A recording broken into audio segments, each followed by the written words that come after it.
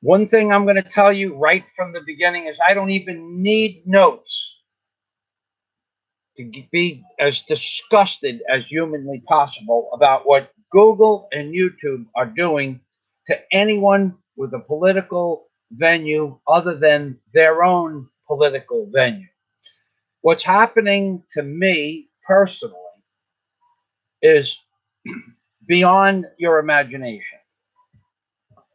Videos where I would normally include the daily headlines, like Trump's border wall, with 17,000 subscribers, are getting 300 or 400 views. Live streams, the same thing. Facebook, I can't see posts from anybody on Facebook. There are 3 people I'm getting posts from. One is my cousin. Another one, good morning, Samuel. Another person I'm seeing posts from on Facebook is one of the people that came to visit me, and maybe one other person on a regular basis. So from my 2,000 Facebook so-called friends, I see posts from less than 5 people.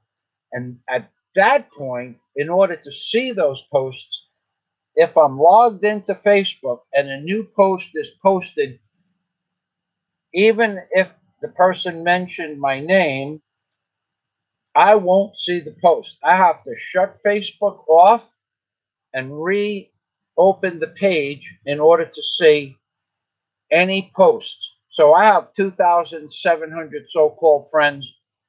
My cousin posts 50 or 60 times a day. I don't even bother watching that stuff. It's all repeated, regurgitated nonsense. But a few of my other friends, like Ray Patterson, he might make a post about gun control, and I don't see it until the next day, even after I sign in and out of Facebook 4 or 5 times, then I see the post.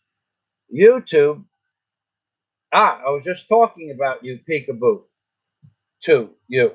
I was just telling them the only post that I saw today was from you telling Daisy and I that we have a mutual understanding. We would like to see each other again.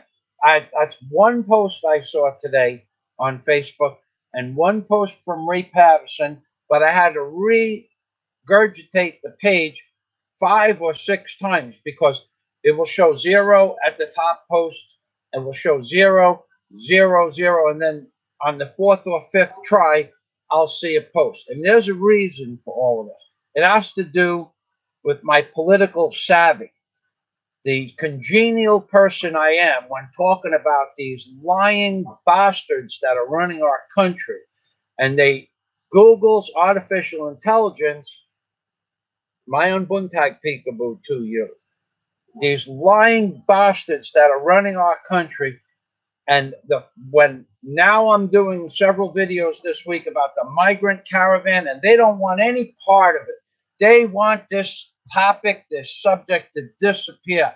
And to prove that is 2 or 3 days ago, almost every 5th new video I would see on the people that I'm subscribed to would have to do with the Mexican trouble at the Mexican-California border. The migrants are causing havoc in Mexico. The migrants are jumping over the fence. The migrants have invaded the town of Tijuana, and there's fights. And now today, and Trump is making it worse. Trump is the face of the New World Order. Obama was the face. Hillary would have been the face of the New World Order. But now we have President Donald Trump and his Spurs to thank for the New World Order. He is welcoming it in at a pace that most people don't see or understand. How is he doing it? He's changed the narrative from the border and the confrontations on the border and any news that he's putting out of the White House. It has to do with voter fraud now. as if voter fraud is something that's more important than 15,000 people invading America. Nothing should be more important than 15,000 people invading America this week. And what is Donald Trump talking about? He's talking about voter fraud. And why do I say he's the face of the New World Order? Because he had 2 years to correct this issue. Before the election, he swore that he was going to clear up the voter fraud and create a voter identification policy for the American people. He said that he knows voter fraud exists. When he became president, he knew that he said there were 3 million people that possibly voted illegally. Anybody with half a brain, with one small fraction of a brain, knows that voter fraud exists, and they know that 99% of the voter fraud has to do with Democrats voting for Democrats, or illegals voting for Democrats, or liberals voting for Democrats more than once on any given day at the voter booth. He knew there were illegals and Democrats being bused from one polling station to another. It's a fact that they were voting several times a day. He knew about this. He said he was going to fix it, and he never did. And I'm just going to look at Peekaboo 2U because he understands a little bit more about this.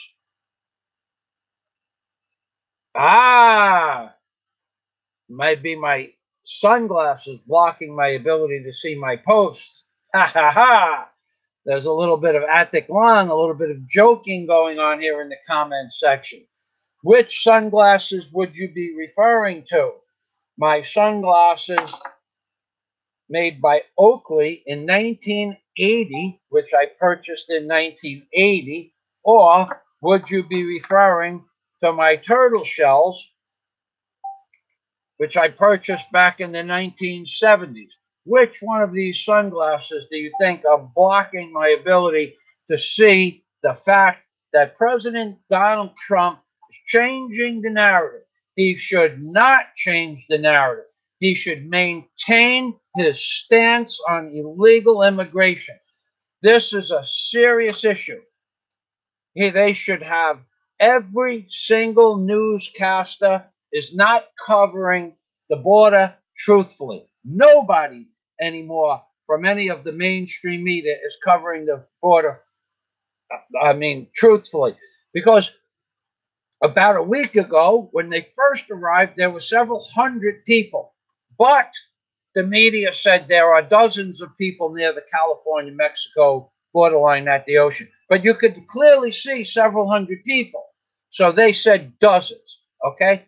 Then in the caravan that they know is 4,000 to 15,000 strong, they're saying there are 1,000 or so migrants. More lies from the media. But now at Tijuana, apparently the Mexican government has taken the migrants that were walking around, meandering around the border, causing trouble in the town of Tijuana, and he has moved them to large venues like their football stadium, which means now they can't have sports on the weekend because they have several thousand migrants in the stadiums, and they're not allowing cameras to go in to film that. But it was noted that last week they were busing the migrants to their big stadium venues. So does anybody mention that anymore? No, it's not mentioned, because now when you look at the Tijuana, California border, you'll see maybe 2 or 3 dozen people at the wall. Well, what happened to all those people? Well, I just told you what happened to all those people. They're all located to other places outside the venue of the media. You are being lied to. And what they're doing to me for telling you the truth is the same thing that they would do to the reporters if they just ever decided to tell you the truth. They're slaughtering my view counts, okay? I have 2,500 public videos on YouTube, still that are public. Another 500 on my Patreon account, which can't be public anymore because it would probably get my channel taken down. But you can go view them on Patreon for a certain amount of money each week. You can see different length videos, and different non-politically correct aspects of those videos. So what they're doing to me now is I cannot see posts down Facebook from anybody. There are no more political posts on Facebook. There are on YouTube. What a week ago you saw every fourth, fifth, sixth article was about the caravan. Now one every 2 or 3 hours is showing up on my page of the people that I'm subscribed to. There may be every fifth post is political, but I'm not seeing it. That's the point. And for my view counts, from my older videos, YouTube has buried my older videos, even though they had tens of thousands, millions of votes. I have 8.3 million votes on my channel. Not very much, but those old videos, most of them, like 33 Masonic signs on the dollar bill. Okay, on my channel, that video has 12,000 views. On my other channel, which doesn't have my name on it, it has 800,000 views. It's going close to 1 million next year views. Why? Because it's on my Hoodwinked by an Angel channel, where I do some political comedy and some political perspective. They are decimating my view counts. Decimating them. I'm going to go to the comments. Tom and Ruth, you know, I have something I want to talk to you about. It might be offensive. You might want to go away. You might listen and you might explain yourself. I'll give you that option. But I went to a certain person's video that called me a psychopath and explained to his viewers that for like 16 minutes explaining to you as one of his subscribers, Tom and Ruth Philippines, explaining all the things, any symptoms of my channel, any of my perspectives of my channel, that I believe in spacecraft. I believe the earth is flat. I believe that the politicians are lying to us, that there's a conspiracy, there's an actual conspiracy going on in America to destroy America. And that person talks about me believing that the New World Order definitely exists. It talks about me in that video, about how I think there are other entities running the Vatican. And what did you say, Tom and Ruth Philippines? What was your comment to that guy? Okay, this is what pisses me off about YouTube, that you people can come and you can have two faces like this. Your comment to that guy after watching his video was that, I'm sorry, I don't know who that person is, but you make great videos. Thanks a lot for having my back. Instead of saying to them that you think Michael Fazio might have some valid points, whereas the global initiative is to destroy America. It's been in existence for 50 years out in the open for anybody that wants to see. The fact that there is, in fact, a new world order. The fact that there is, in fact, the Bilderberg group that control the banking industries and the politicians. The fact that there is a conspiracy between the American politicians, more inclusively the senators and the Congress, and Israel to do anything that benefits Israel and nothing that benefits America. Okay? These are facts. This is hard facts. But when the guy calls me a psychopath in the video, and you know he's talking about me, you don't respond by saying, no, Mike isn't a psychopath. He has valid points. You deny the fact that you know me. That is total crap. So don't come to my channel and say good morning when you deny knowing who I am. I don't get it. I don't believe it. I don't believe it for a second that you didn't know who he was talking about. Every single other person in the comment section either mentioned my name, mentioned my initials, or yeah, that guy has nothing but they all knew who he was talking about because he's talked about me in a dozen different videos. and then you deny the fact that you know me. Thanks a lot. You're not my friend. Please go away. Please go away. Please unsubscribe from my channel.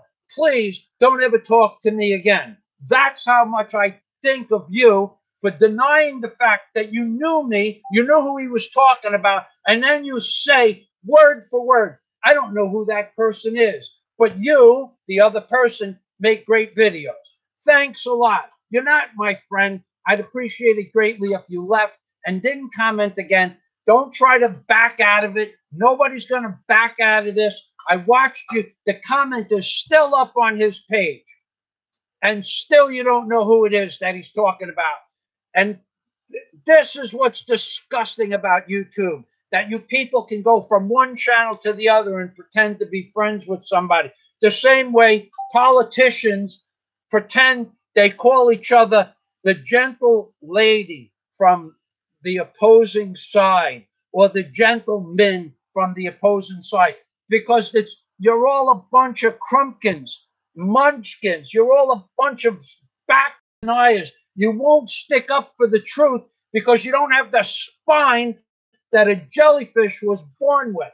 You have no backbone. Why couldn't you just say that you know Michael Fazio and that his theory about there being a conspiracy with the Bilderberg Group or a conspiracy within the United States government to allow America to be destroyed? Why couldn't you just say he has different points of view, but some of them are valid, instead of denying the fact that you know me? So go away, unsubscribe, stop posting garbage to my video pages. I have let you be, still come on and comment. I have not blocked you on your page, waiting for you to come so I could give you this information so that you could leave in a total state of whatever it is that you feel right now. Small, embarrassed, disgusted with yourself because you don't have the spine a jellyfish was born with.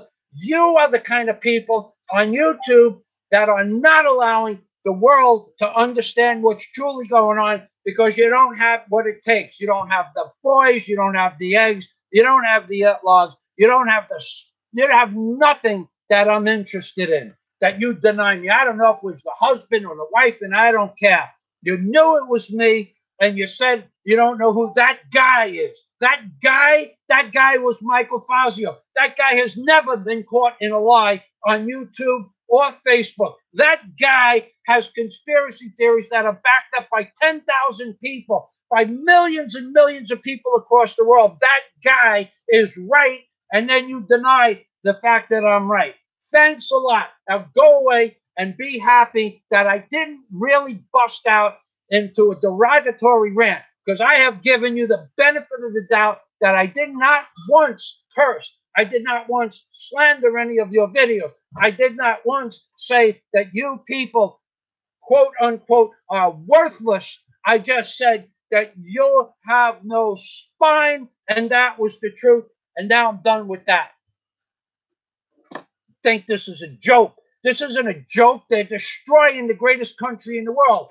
And anybody who thinks it doesn't matter, anybody who thinks it doesn't matter that America is going to be destroyed, you watch what happens when the American economy collapses, because the 15,000 immigrants that are coming into the American country, they start sucking your Medicaid, and your welfare comes from taxes, and it comes from your IRAs. The government has a plan to take money out of people's IRAs. They call it a haircut, H-A-I-R cut, a haircut. In England, in Europe, they committed a haircut on the people of Europe several years ago by taking 10% out of people's bank accounts across the board in Europe. So if you had $1 million in the bank, they took $100,000 of your hard-earned money to pay for the illegal immigrants in Europe. If you don't believe me, Google European haircut, banker's haircut. If you had $100 in the bank, which means you have no money, they took $10. It was a haircut across the board in one of the European countries. I don't remember which one it was. But if you don't think that's possible, They now have a plan in place in America. I read about it about a year and a half ago. They want to take money from people's IRAs. If they can't get it from your IRAs, they're going to take it out of your Social Security. If they can't get it from your Social Security, they're going to take it from the money that you paid into Medicaid. And every single illegal in the country of America that comes into America, every single Pamela Carr, move over, Rick Flair. Thank you. Every single illegal immigrant that comes into the country, every single one of them, in the next 20 years of their life, it's going to cost the American taxpayer in 20 years, it's going to cost you approximately $1 million. So that means that every single American citizen has to pay more towards that $1 million. So if an American citizen earns $50,000 a year, and they at the end of 20 years they earned 50,000 American dollars a year times 20 years, that's $1 million. But you have to pay taxes. You have to buy a car. You have to pay for tires on your car. You have to pay for gasoline. You have to pay medical. You have to pay for heating costs. You have to pay for school lunches. They don't pay for any of that. A child coming into America gets all that for free. Each illegal immigrant, on average, collects over $3,000 and as much as $3,800 a month once they start collecting welfare benefits. And on top of that, they all get jobs for $7 or $8 an hour off the books, taking jobs away from Americans, taking jobs away from veterans, taking jobs away from the blue-collar industry. They work for $7 an hour. How can an American wake up in the morning and get dressed and get into a car and work for $7 an hour? Well, the answer to that question is they aren't capable of doing that. They couldn't even afford to go buy food for the day, gasoline, and the cost of insurance for $7 an hour or $5 an hour like they're doing for roofing. You go to a roofing contractor in South Florida, he has 50, 60, 70 Mexicans doing a 30-square roof. That's 3,000 square foot roof. They take the roof off in the morning, 30 Mexicans. They have it back up by the next 2 days later in the afternoon. It's not like the roof doesn't leak, but how can an American wake up in the morning, get in a car, pay for gas, pay for breakfast, pay for lunch, pay for snacks, pay for coffee for $7 an hour? They're losing money at that price. So if you people don't think this is important, then you just go right over to Tom and Ruth's channel, who don't know who I am, because they screwed up.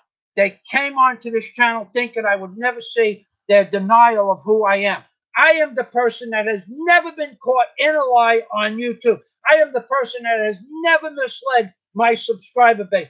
I am the person who has told you, I told you in 2010 in the videos that America was doomed. I told you about John McCain, and his videos they're so off the chain. My videos about Obama and John McCain from 2010, 11, and 12, they're so off the chain, politically not correct. Now I can only post them on my Patreon account. I guarantee you I have 100 videos on Patreon that would get my channel taken down in 30 seconds. I guarantee you there's 100 videos that I have. And there's another 100 that I post to Patreon. Every few days I post another video to Patreon along those lines. So I am the most politically incorrect person on YouTube. I am also one of the few people that has never been caught in a lie. Grindall61 is another person that has never been caught in a lie or a deception. He actually goes out and does newscasting and reports, and then he gives you the background on the people that he is also interviewing or talking about or portraying in his video. But there's not a single person on YouTube that watches my videos on a regular basis that couldn't go to that other channel and see that he called me a psychopath and know exactly who he was talking about. The New World Order, let's get this straight by the numbers. The New World Order is real. It's not a conspiracy. The New World Order exists. It is comprised of the Bilderberg Group. It's comprised of the Vatican. It's comprised of the Jewish control of the Senate and the Congress. where they give Netanyahu 27 standing ovations. Thank you. Merry Christmas. America is doomed. Merry Christmas 2.0. It's been doomed. I've told you it's been doomed. I told you in 2010 this was going to happen. I told you the Vatican controls America, and I told you that behind the Vatican there are other entities, probably including something that has to do with the very Illuminati type mentality. The Illuminati, that's another thing he mentioned on the channel that Tom and Ruth denied that they didn't know who I am. The Illuminati is real, dude. I even have a video of the Illuminati headquarters in the Philippines. It's not a conspiracy, you mental midget. It's real. It's real. There's a headquarters 2 blocks away from City Hardware that has Illuminati, become a member, placards all over it. The Illuminati Baphomet. You can just knock on their door and ask to become a member. It's not a joke. It's not a conspiracy. And the other guy says that I believe in the Illuminati. I don't have to believe in anything. I know it's a fact. I know people in it. I know people that were in it. I know people that have been in it their entire lives. I know people that are actually warlocks. I know witches that I grew up with. I know people that are warlocks that are in the Illuminati. Don't tell me that kind of stuff isn't real. It's real. I also know that the Bilderberg Group and the Carlyle Group and the DuPonts and the Rockefellers, they're all part of Agenda 21 and now Agenda 30. They're all part of the fact that they believe somehow this world is going to overheat, which is a total load of crap.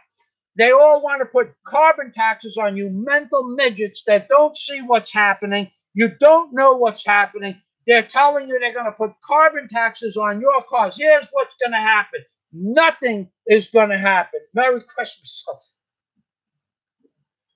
Merry Christmas says that's the word I was looking for. I couldn't remember.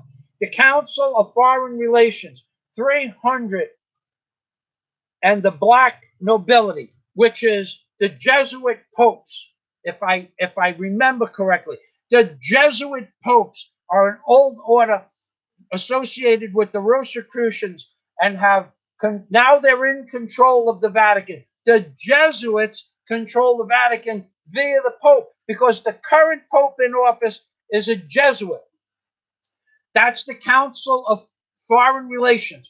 300 of the world's rich. It's the one that George Carlin talked about, saying, if you don't think that rich people get together and talk about how they're going to screw the poor people, then you are mentally incapacitated. It's the truth. The Council, look it up if you don't think there's a conspiracy.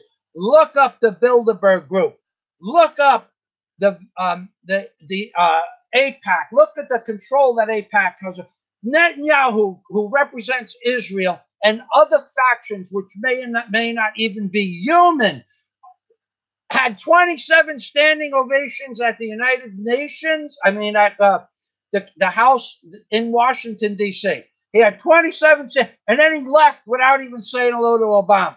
That's how much he cared about Obama. Nobody cared about Obama. He was a puppet on a string. And now Trump is a puppet on a string. But digressing back to this conspiracy theory, it's not a conspiracy. I told you in 2010 that they were going to destroy America. I wrote a book about it. In my book, I have never, ever, even one time been challenged on any of the concepts in my book.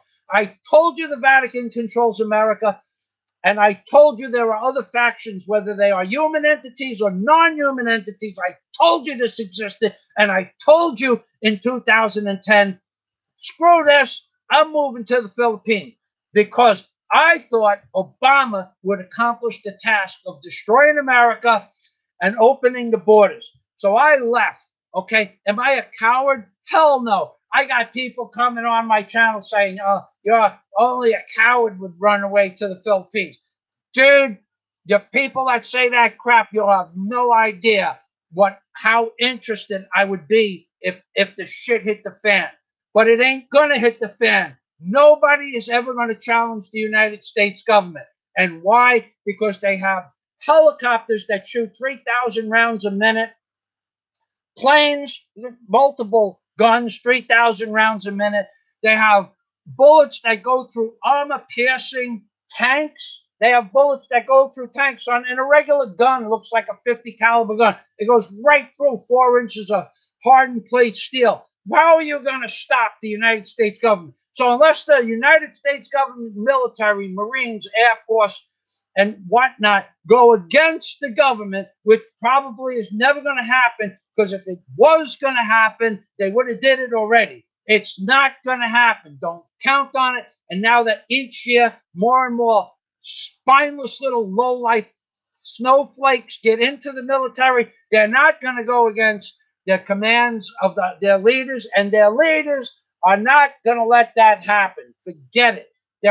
They say, oh, and then you got this freaking stupid understanding conspiracy, buy gold and silver.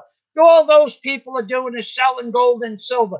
Do you know how hard it is to process a couple of grams of gold? You have to take the chain. You have to grind a little bit off the chain. You have to take those filings and put them in a solution so you can see what color it is. And then you can tell how many carats the chain is or the piece of gold. And now you got to cut a certain amount of grams off of that. And you're going to do this where? In a forest? At night? In a tent?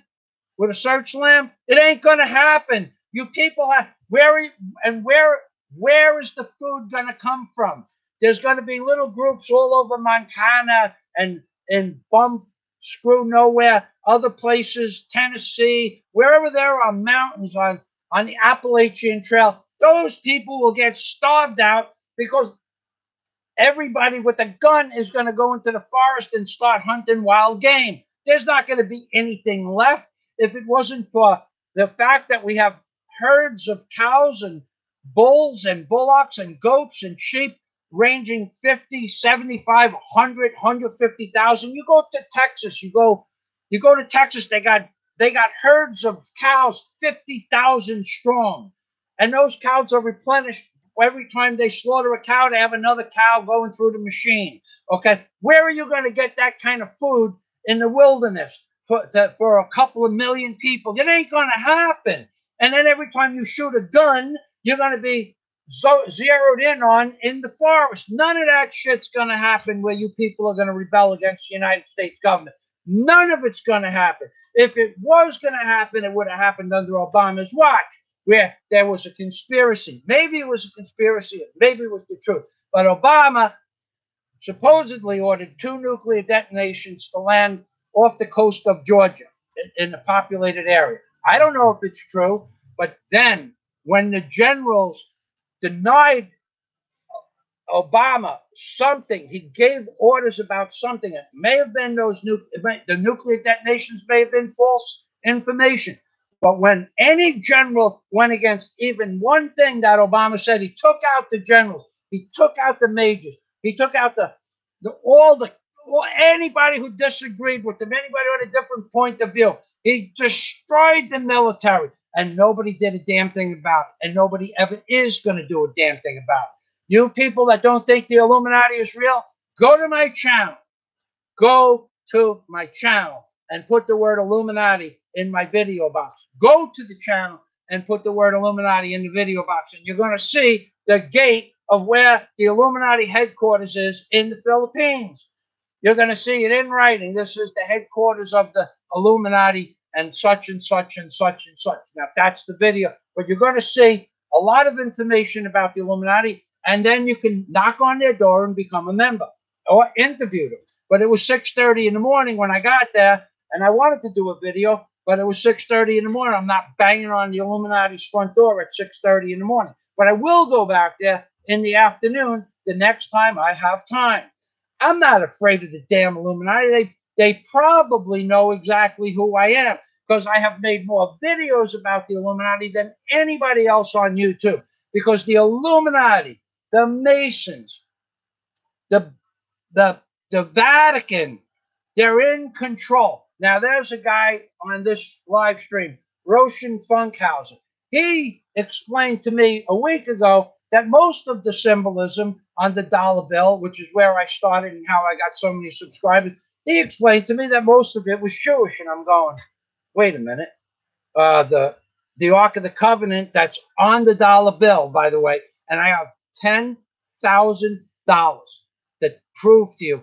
I will wager anybody $10,000 that the Ark of the Covenant's on the dollar bill. And before you get your all riled up and say it can't be done, I'm telling you, I proved it in my book, Angels on the Ark by Michael Fazio. I proved it beyond any doubt that the Ark of the Covenant exists in pictographic format. I have wagers $10, $20, and $50,000 to the world's leading expert on the Ark of the Covenant. Eric H. Klein from George Washington University in Washington, D.C. Eric H. Klein, George Washington University, Washington, D.C., the world's #1 leading expert on the Ark of the Covenant. I sent him message after message on the phone. I called up his secretary. I called up his staff. I sent several emails to the point where I was worried they were going to come and arrest me for harassing the guy for making him an offer of $50,000 to prove that the Ark of the Covenant wasn't on the dollar bill. Because in my book, by using what is known as forensics, but you pushing it over into the dollar bill aspect, forensics of pictures, there are so many points on the dollar bill of the Ark of the Covenant that can be referenced from the Bible. The book of Exodus tells you how to build the Ark of the Covenant. And when you look at the dollar bill, the Ark of the Covenant is portrayed on the dollar bill to scale. When it tells you that the poles of shittim wood, that's Shittim,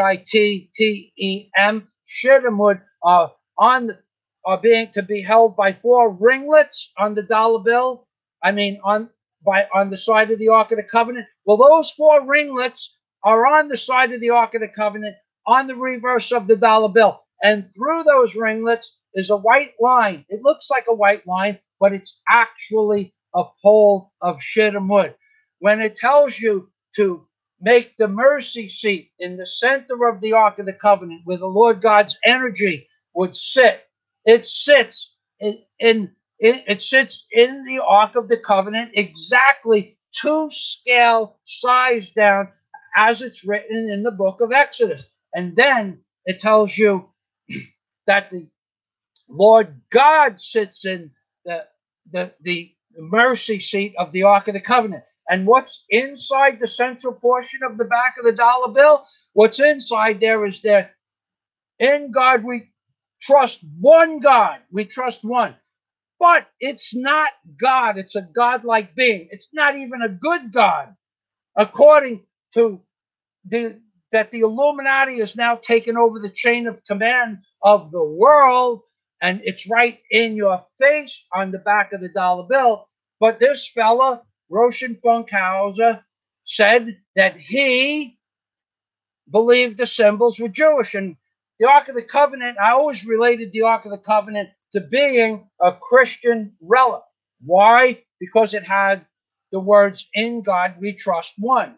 And the God of Israel and the God of Christianity at some point are the same God. So he makes a perfectly viable point. Okay. Now, the fact that the Illuminati or the Yale Skull and Bones, this freaking clown from the other channel said that I believe there are pictures on the dollar bill that represent secret organizations. How stupid can you be? Go watch my home page video. I show you several pictographs on the dollar bill that represent the skull and bones. And why? And not only does it represent the skull and bones, it represents the year 1832 in pictographic format. It spells it out in numbers, 1832. It spells it out in pictures, 1832. Watch the video. On the door of the Skull and Bone Society is the number 322. Go to my homepage. Watch the 322. See how it is represented on the dollar bill. And you got this clown these other people who I mentioned in the beginning, Ruth and Tom and Ruth, Philippines, something, whatever they are. I don't know how much. When I don't like somebody, I forget their name altogether. In a couple of 100 years, Tom and Ruth, Philippines will be out of my mind altogether. So anyway, 322, go look at my channel video. And then anybody who wants to take the $10,000 Fazio challenge, Google $10,000 Fazio challenge.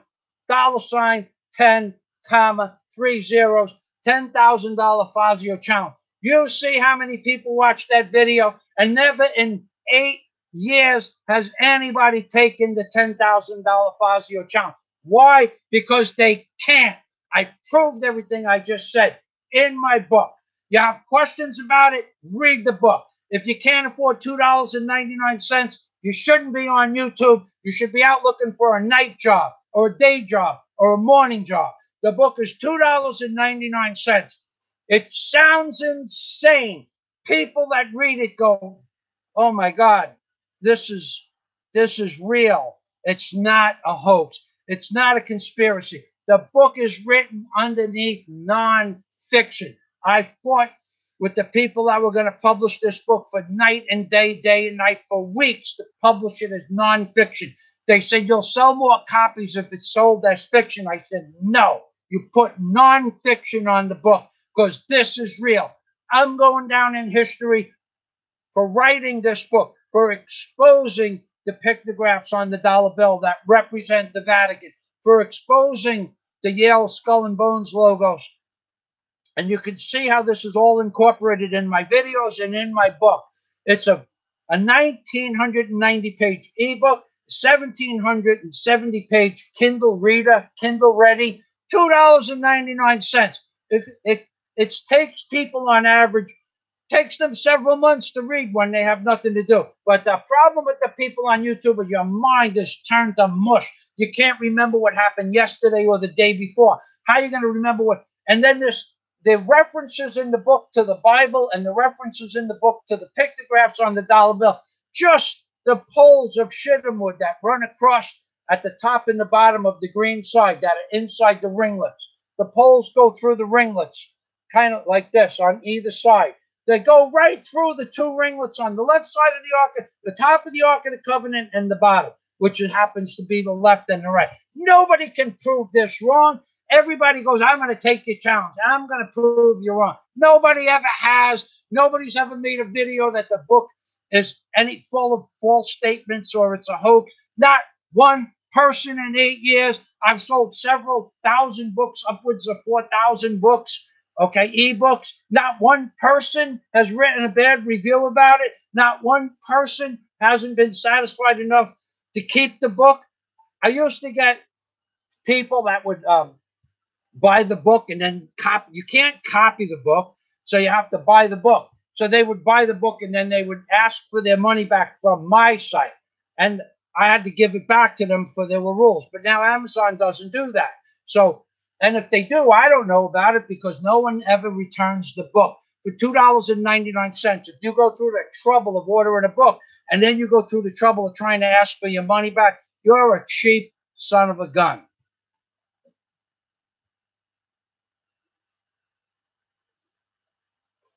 All right, I'm going to go to my comments now. I see Patrick Barker. I see several. You know, you people here on this guy, Tom and Ruth, he got me going right off the bat. Good morning. The two faces of YouTube channels. Jeez, it reminds me of the clowns where you have two faces, good and evil, light and darkness. I hate when people deny. No, I knew some of the biggest and sleaziest criminals in America. People would talk shit about them. I'd say, you know, that's only their only public perspective. But in real life, they love their wife, they love their kids, and they treat their family well. They have a job. Just like you want to condemn somebody? Let's go condemn Obama and Hillary Clinton. They killed millions. And these idiots on YouTube and Facebook and Google, they all love Hillary Clinton. She almost won. Jeez.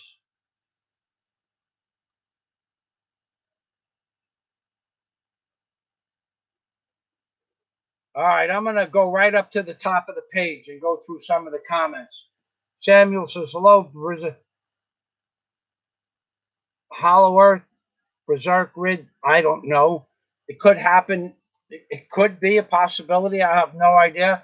I kind of believe that a lot of conspiracy theories can be true. Hollow Earth, I don't have an opinion on because Admiral Byrd has been proven to not be exactly what he said, but I do believe that Admiral Byrd did have a fight with either space-like craft, space-like craft that the Germans had perfected from reverse technology, or that the were actually given to the Germans once the technology existed. They may have been in communication. You know, everybody thinks of good and evil in the sense of good and evil. If anybody really thought about good and evil, they would wipe out every single evil politician ability to become a politician.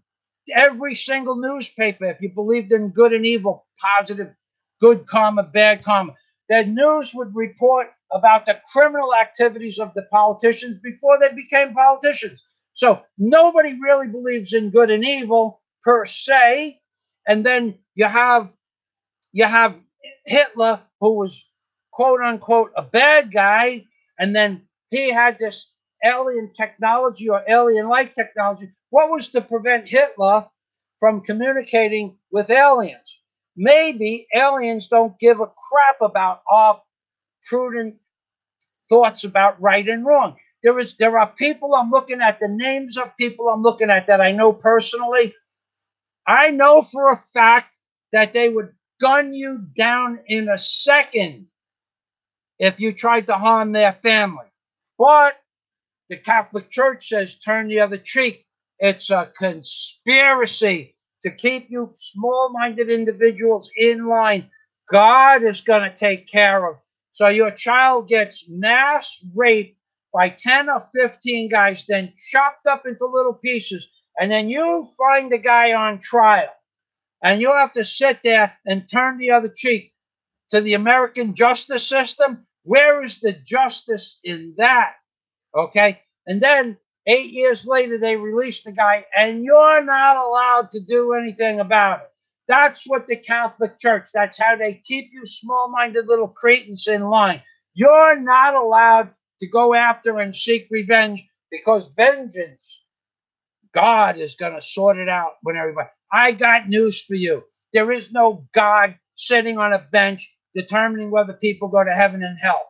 The people that went to heaven or hell when they died, that's what their inner psyche believed, and that's what the ability to transcend human consciousness, that's where it brought them to a place called heaven and a place called hell. But the people that are higher up on the scale of through like mystic masters, Buddhist, Zen Buddhist masters, masters of Oriental philosophy, when they have an out of body experience or a near death experience, an NDE, they don't go to heaven and hell. They go to a place that's altogether different.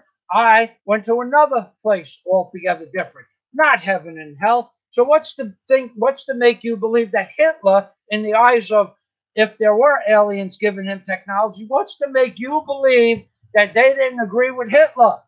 Maybe they saw what was going on in Eastern Europe that the newspapers and the publications weren't telling the rest of the world about, because the newspapers and the publications, let's face it, folks, they're run by the same people they are today that ran them back in Hitler's day.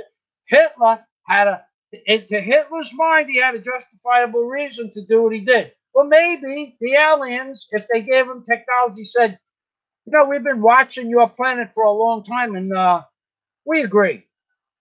Okay? Because if they didn't agree, they would have wiped out Hitler if they gave him the technology. If they didn't give him the technology, he used alien technology, or he used Tesla's technology.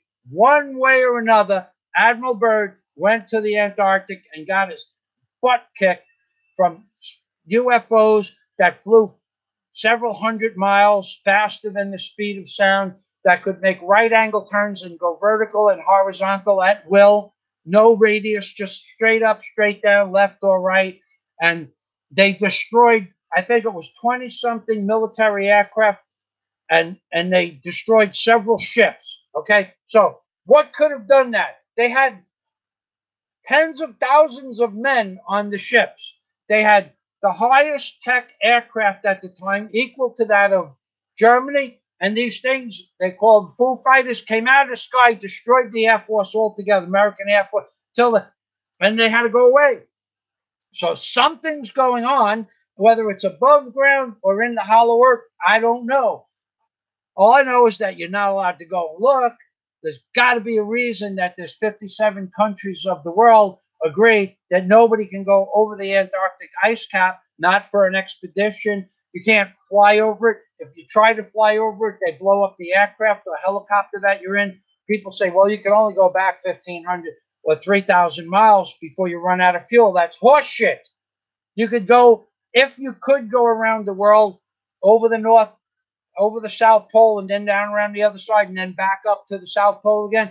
If you wanted to do it, it would be easy enough.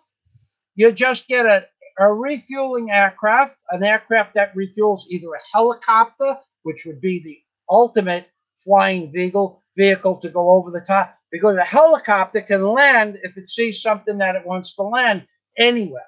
Or you get a helicopter and another aircraft, and you're able, like an F-16, and you're able to refuel an F-16 to do reconnaissance photographs, or you get something bigger, or you just take two refuelers and put a whole bunch of cameras on them, and they can certainly go around the world using the fuel that's inside the fuselage of those aircraft. Well, because if the Earth is round, if the Earth is round, it's only 25,000 miles. And those refuelers hold more than 25,000 miles worth of fuel. But it wouldn't matter. It only has to hold 12,000 miles worth of fuel, and they're on the other side of the world. But they won't let you over there. So is there a hollow Earth? Is there an aircraft landing base of higher technology, of UFOs?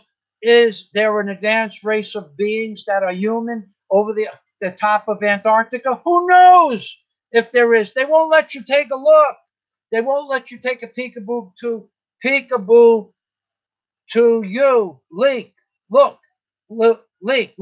They won't let you do a peekaboo to you. Look over the top of Antarctica. They won't let it happen.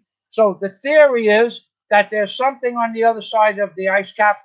Why wouldn't they let you do this? Why won't they take a refueler, fill it up with cameras from stem to stern, radar, sonar, cameras, high-tech infrared sensors, let it go 12,000 miles that way, and then get refueled on an Air Force base or something on the other side of the Earth, if the Earth is round, and come back. Or at some point, when the refueler heads this way over the Antarctic ice cap, and it has a 25,000-mile range. I'm just taking a rough guess here. There's no reason why those things can't go 25,000 miles.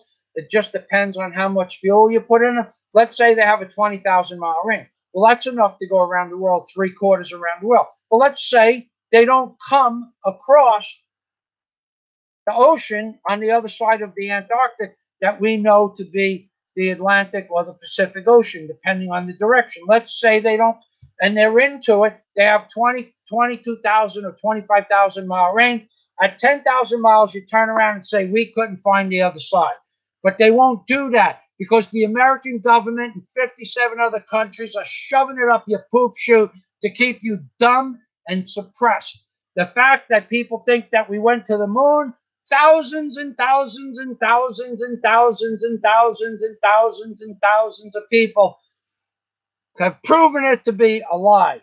Okay? You can't get through the Van Allen, but everybody, you can't get through the Van Allen radiation belt. But we might be able to get through the Van Allen radiation belt if we had alien technology that could go through it in less than a second at almost near the speed of light. Then we could get to the moon. But without having that kind of technology, Human flesh, animals, mammals cannot go through the Van Allen belt. It takes hours to go through, hours to come back, and the total amount of radiation that would be dispersed on a human body is 17,000 times more than the dose necessary to kill a human being. So that's just stone out of the question. Did I believe we went to the moon? Yes. Did I used to believe the earth was round? Of course I did. I was programmed. And that's where we started this conversation out. You people have been programmed. And why does YouTube suppress my view counts? Because I just told you the truth. Why wouldn't astronaut Buzz Aldrin put his hand on the Bible? The two astronauts that landed on the moon in 1969, why wouldn't they put their hand on the Bible and swear that they were on the surface of the moon with that vehicle, the Apollo 11 vehicle? Why wouldn't they do it? Because they weren't there. And if you understood anything about secret societies, you have to take an oath to do certain things or not do certain things. If I tell you what they are allowed to do or what they're not allowed to do, I would be breaking an oath also. But I'm telling you, there's a reason that they didn't put their hand on the Bible and swear on God. Okay? They won't do it. They have rules that they have to abide by. Even the evil people of the world have to abide by rules. Like telling you that they're going to have Agenda 21, Rex 84, and Operation Garden Plot. Again, Operation Garden Plot, Rex 84, Agenda 21, and Agenda 20 now. They want to rape you people over the coals for carbon taxes. Do you think for a freaking minute that here's the percentage that the United States of America, this is the percentage of change in global warming that the United States of America could make if they reduced the amount of carbon emissions by 50%. You listening? Are you listening? Are you listening? Because here's the percentage. 0.002% of the global warming if America cut their fuel consumption in half.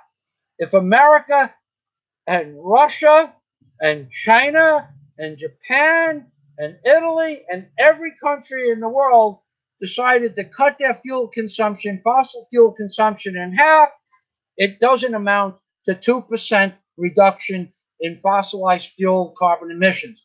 But if they did that, it would make the nuclear industry boom.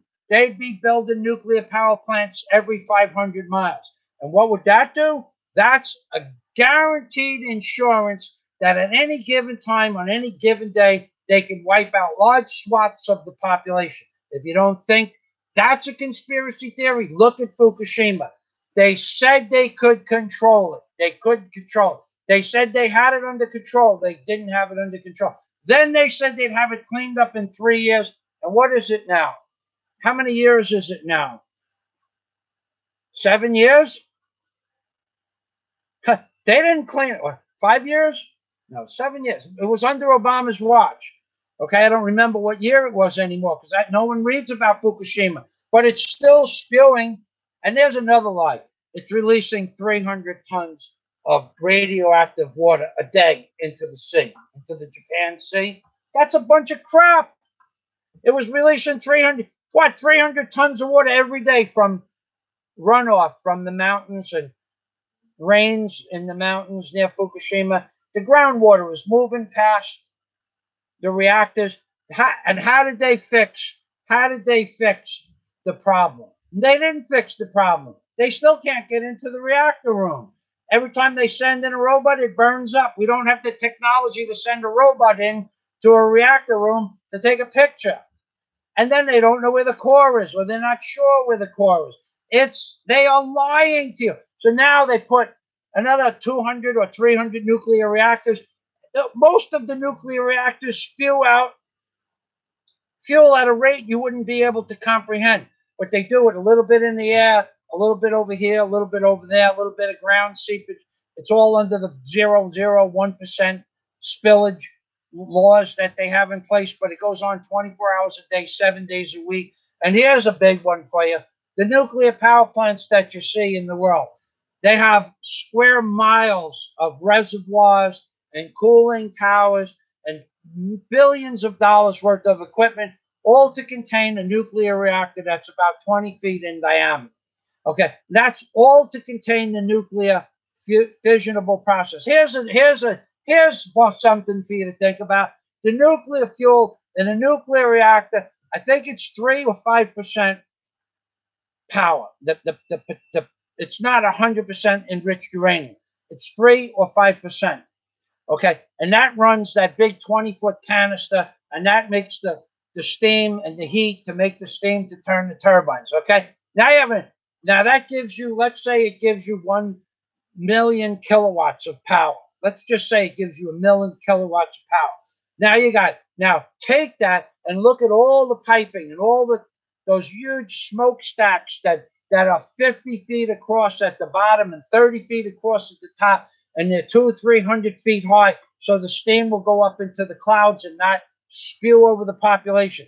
Take all that merchandise that's necessary to keep the steam from the slightly radioactive waste that comes out of those smokestacks. Take all of that into consideration. I've been in Turkey Point Nuclear Power Plant. I'm one of the few people that have ever been in a power plant that doesn't work in a power plant, doesn't have a father in a power plant. Okay, there's the immensity of the pumps outside, the pumps that pump the water through the nuclear reactor. Okay, they don't have two pumps, one working and one as a backup. No, they don't have one pump working and one as a backup. They have banks of 6 pumps. One pump or 2 pumps work for one period of time, and then the next set of pumps work, and then the next set of pumps work, and they check the first set of pumps, the first 2 pumps, then they check the second 2 pumps, then they check the third set of pumps. Then, if everything is good on the first set of pumps, they put it back into working, pumping water through the reactor. If there's a problem with a bearing or something like that, a tolerance, they replace it. Where they get the pump from? On the side of where the pumps are, there's 6 in the front, 6 in the back. On the side, there are bins, like an aircraft engine would come in, a 747 engine. They come in these huge fiberglass or steel bins. They have them bolted down in case there's a hurricane. You have them bolted down to the deck. If they need a pump, they have huge cranes. They turn around. They take the bolts off the top of the container. They flip the lid off. The crane comes down, picks up the new pump. After it has removed the old pump is put to the side. The new pump is picked up. It's put into hole number 1. And they have dozens of these pumps. The redundancy is amazing. But moving past that, take all that equipment that's necessary to keep the public safe and now jam it into a nuclear submarine that has a reactor that's not much bigger, not quite as big as a 55-gallon drum, that works on 93% enriched uranium and puts out the same amount of energy as that 20-foot tank in a nuclear reactor, or close to the same amount of energy. But where does all the waste water that's radioactive go? It goes out the back of the submarine. What would be steam release on the land nuclear reactor, where does it go? That goes up into the air, into the clouds. The same amount of steam times 20 is created in a nuclear submarine. Where does that steam go? It gets mixed in with the cooling water, which is the ocean water, and shot out the back of the submarine. You people are stone stupid. The biggest pollution of nuclear radiation on the planet, in my opinion, are nuclear submarines, and the same goes for nuclear aircraft carriers and battleships. But they don't talk about that. If it's 20 times more powerful, I don't know what the real speed. I happen to have a friend of mine that was a master of arms on a nuclear submarine. Okay. He was in charge of whatever he was in charge of. Anybody who delays taking an order, the orders are to shoot to kill. Okay. So, but he explained to me how much radiation and how they just shoot out. If there's any problem at all, they just keep pumping water straight out into the ocean. Any kind of leak, water, they can't contain it inside a nuclear submarine. They don't have, at Fukushima, they have over 1,000 or 2,000 tanks with really contaminated water. They don't have that facility in a nuclear submarine. Any issue at all where there's any problem with any leakage at all, the water comes in, it gets cooled off, and it gets shoved out the back of the submarine, and you never hear about it. Okay? There you go. You're being screwed 1,700 ways from Sunday. And now I'm going to go down, and it took a half hour to, well, it took a half hour to answer, do I think Hollow Earth exists? I don't know. Peekaboo to Jabaka, hello. Okay, yeah, Berserk Bay, she is fecal matter. There's no doubt about it.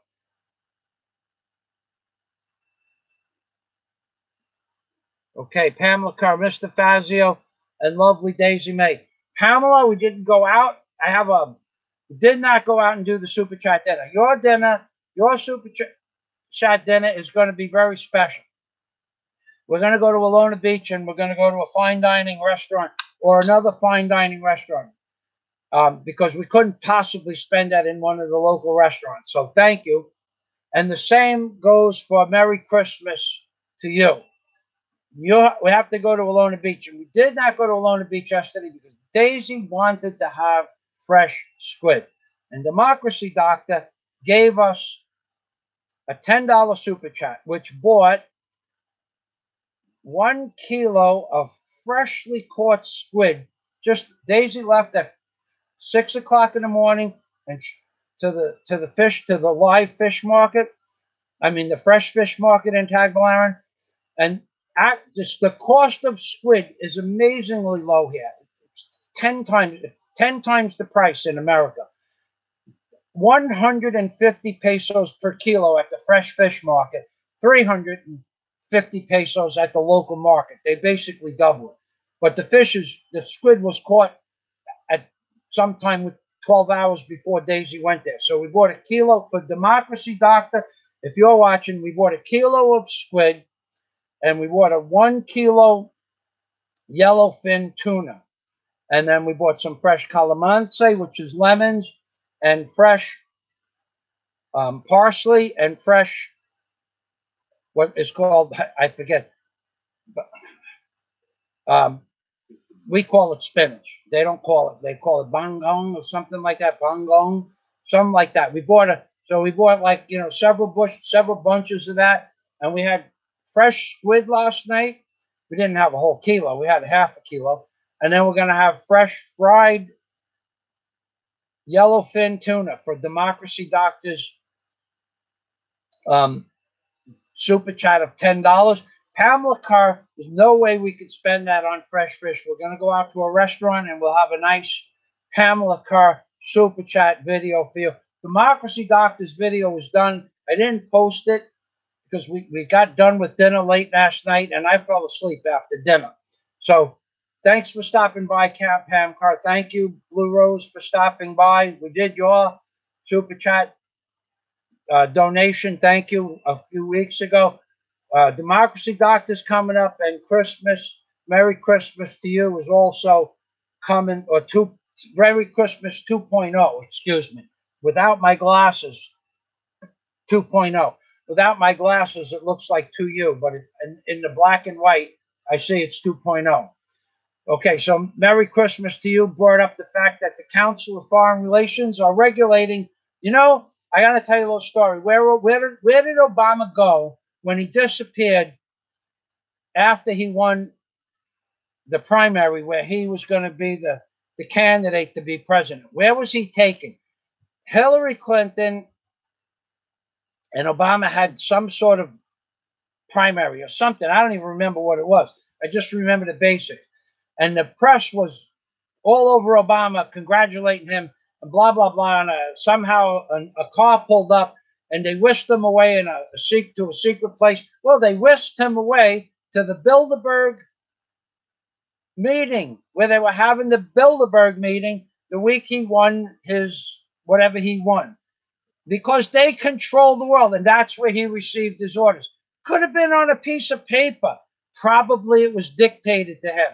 Definitely probably got to read it, and they definitely told him, they said, look, from time to time, this person over here is going to come and visit you and tell you what to do tomorrow or tonight. And Obama said, okay, because if he said anything else but okay, just like the Trumpster, if they said anything other than okay, then members of their family would start to disappear. So if you don't think it's real, the Council of Foreign Relations, they know who you are, they know who Obama is, they know who Trump is, they know how to push your buttons, they know how to push my buttons. They haven't killed me yet because I have an insignificant following, but they know I exist. I am absolutely certain of it, and I don't care. I don't care because I never cared. I never expected to live to be 63 years old. No one lives forever, and I never intended to live past the age of 25. That's the style life I led. You don't think so? You could think whatever you want. Nobody in there, anybody that knew me, not a person that knew me growing up, ever thought I would live to be 25. Why? Because I live a crazy lifestyle. Thank you again, Merry Christmas 2.0. You did it twice from what I see. I haven't gotten down. 2 super chats from Merry Christmas 2.0. We're going to have to go. I don't even know where we would be able to spend 2 $10 super chats. You can't do it. There is a meal I had. It was a gift to me from somebody who I did them a favor. I videotaped their wedding for 4 hours, and I downloaded 30 gigs onto a hard drive that they gave me, and they bought us a meal at the Brothers Barn and Grill in a place called what's the name of the place? What's the town that's in? The Brothers, what town is that in? Poblation. There's a place called Poblation about a half hour away from where we are in Alona Beach, and they gave us a ribeye steak dinner, which was like, I think it's 850 pesos, which is about $18. To be honest, it was an okay piece of meat, but it was frozen. I don't really want to eat frozen steak or frozen hamburger meat. So was it good? Yes. But would I spend $20 for a piece of frozen meat again? No. So I'd have to go someplace that has fresh steaks or would cook fresh steaks in order to do that. Okay, so I'm going to go down. So once again, unless I find a place that has fresh steaks, then I could spend Merry Christmas 2.0 super chat. And we only spend that money, and we always spend that money on dinners. Even though I'm fat, I'm tambok, I'm old, I'm tigawan, I'm ugly, I'm ma'od, and I have a gamay utag, which means a small brain that I have to worry about when I lean over like this. It doesn't fall out of my ear like a piece of atelier or earwax. Even though all of those things exist, that's how we spend the super chat money, on dinners. Honey, you want to say hello?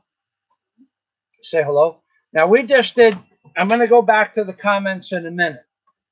Bob Roberts says the Council of Foreign Relations. That's right.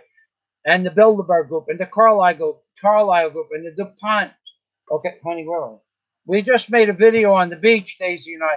Daisy stood on one leg and did exercises with the other leg. She stood on her right leg and did exercises, side exercises, front exercises, kick. 31 minutes. I focused the camera on her body and foot. She was in the frame. 31 minutes. She stood on one leg and constantly did exercises with the other leg. And if she got tired, she put the leg on her knee for a few seconds. You'll see it in the video. And then she went back to doing exercises. And the whole time, she was doing exercises with her arm. This here is one of the strongest women in the Philippines. Say hello. Hello, everyone. Good morning. Huh? Merry Christmas. The super chat. Super chat. Merry Christmas 2.0. Thank you very much. Daisy can't see. Oh, you can't even see that from over here. Here, stand on my other side. Stand on my other side and say it like you. Okay, now read it. Merry Christmas 2.0. Thank you, thank you, thank you. Salamat. Ha ha ha. Okay, I'm going to go past that comment. I don't know if I'll ever get to the bottom. At the 2 hour. Okay.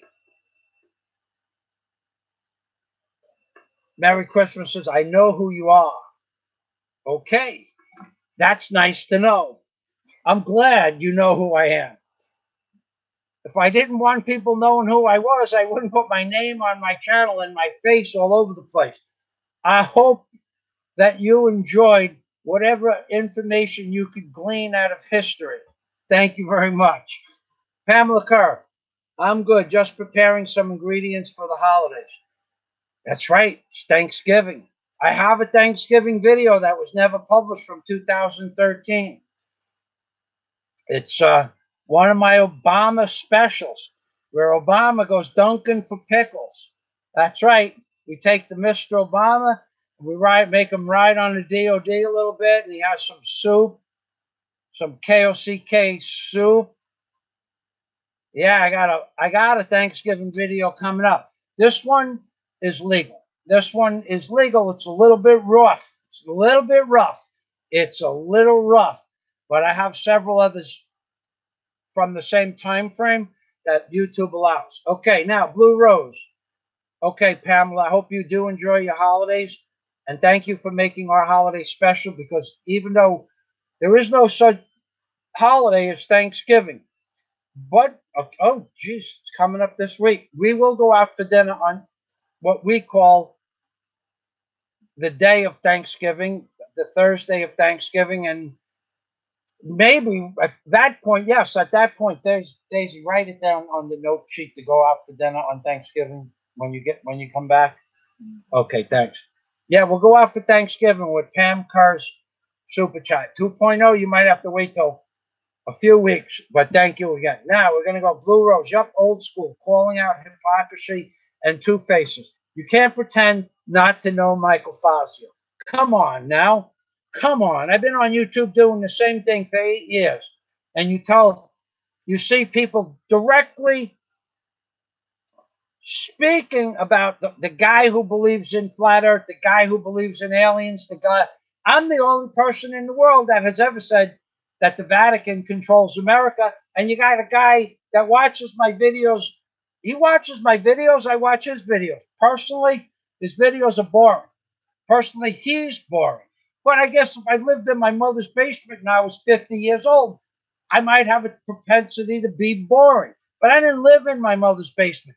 I lived a damn different type of life than what you see me living in the Philippines. I played hard. Okay, we'll leave it at that.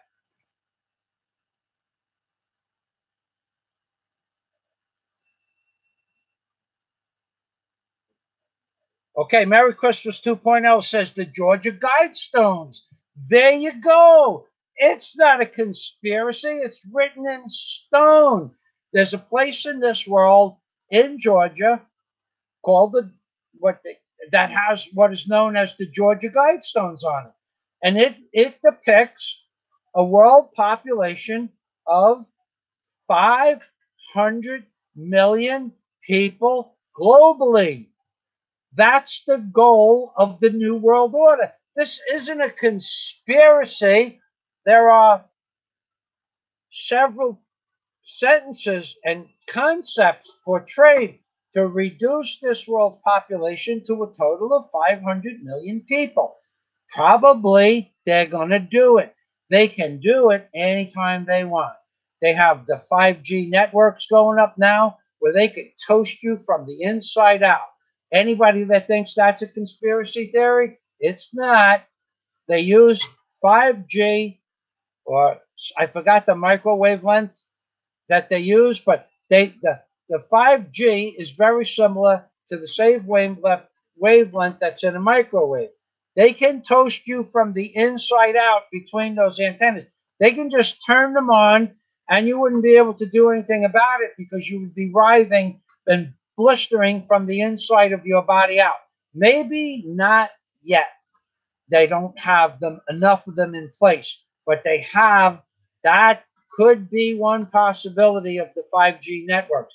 Don't make any mistake about it. We don't need 5G.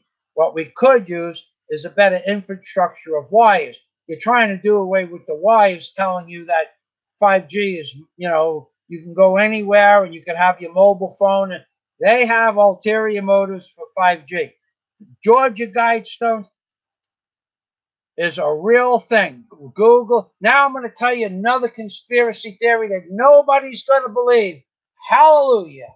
Hallelujah. Did you know that if you're a Christian in America and you are asked if you are a Christian and believe in the Bible, did you know that you can have your head chopped off for your belief in America by the United States government? Legally, they can chop your head off for believing in Christianity. Did you know that?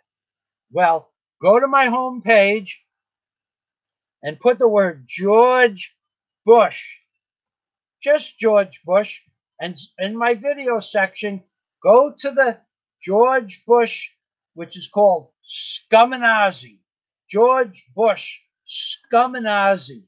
George Bush, Scuminazi sold America to the Talmud Jews in 1991 on March 5th through March 7th. They signed the papers that the Talmud, the people behind the Talmud philosophy, now own America.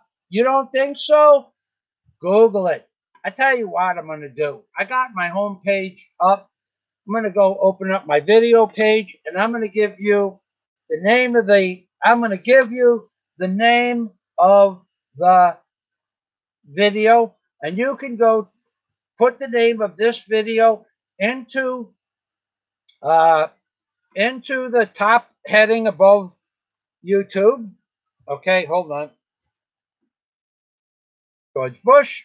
You can go to my homepage and look up George Bush. This is me standing in front of the New York Public Library talking about the New World Order and how George Bush, I'll give you the name of the title. Hold on a minute. I got to scroll up.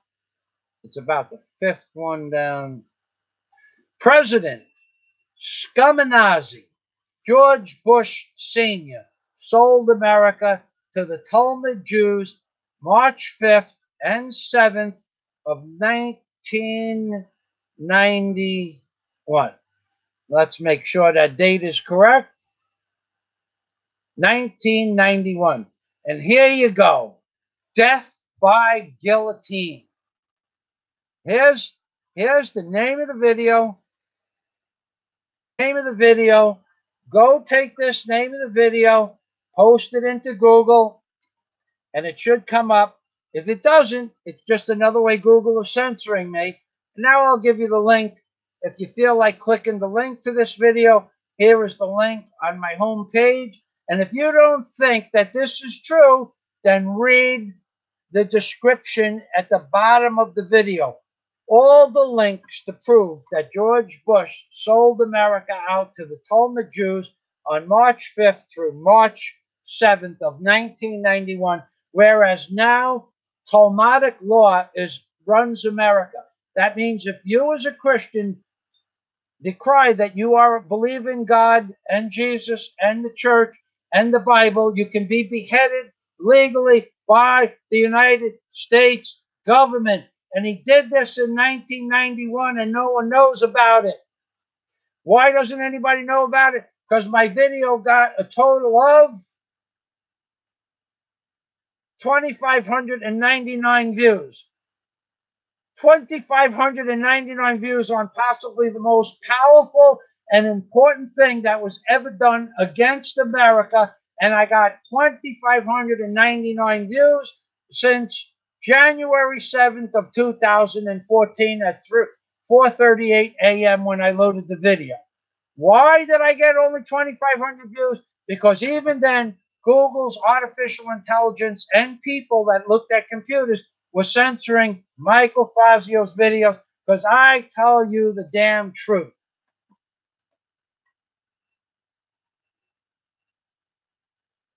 Yeah, Peekaboo to you. Let me tell you a little story about you, Peekaboo to you.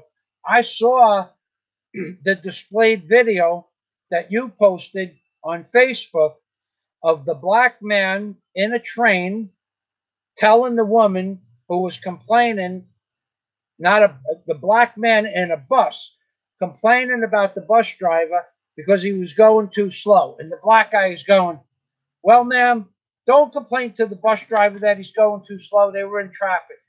And now Peekaboo 2 says the video reminds his friends of the black guy. So Peekaboo 2, I'm going to relay that story just to let you know that I remember everything I see and read. And you can tell me if you're still watching how accurate my description is. So there's a black guy in a bus, and there's a black woman by the doors of the bus complaining that she's going to be late. I can't believe this bus is going so slow and blah, blah, blah, like that. And the black guy tells it, will you please shut up? You wouldn't be in this mess if you would have got an earlier bus. Well, I had stuff. Well, then if you had stuff to do, you should have got up earlier and caught another bus. And then she keeps babbling on, and the black guy goes, well, if you don't like it, get out and walk if you think you can make it to where you're going. I don't know how far she had to go. So she keeps babbling on. And then he goes, listen, lady, everybody on the bus is having a bad day. Well, you're making it worse. If you had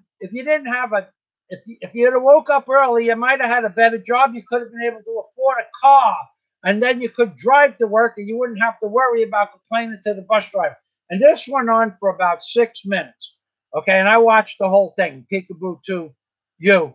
And he said that it reminded him of his friends saying that the black guy and Peekaboo had the same outward outward personality where they just tell people, you shut the hell up. We're not interested in your attitude. Or if you got a bad attitude, shut the hell up, or somebody will shut you the hell up. Or if you got a really bad attitude, you need an attitude adjustment. But the video was Peekaboo to you. And now Michael is saying, tell us how you really feel. And this is why I love this guy, New York to the core. That's right, New York to the core. And one day, maybe I'll make an accurate description of my real life before I move to the Philippines. John Boone, my Buntag, I saw your message about you sending us money through PayPal. Thank you for the offer.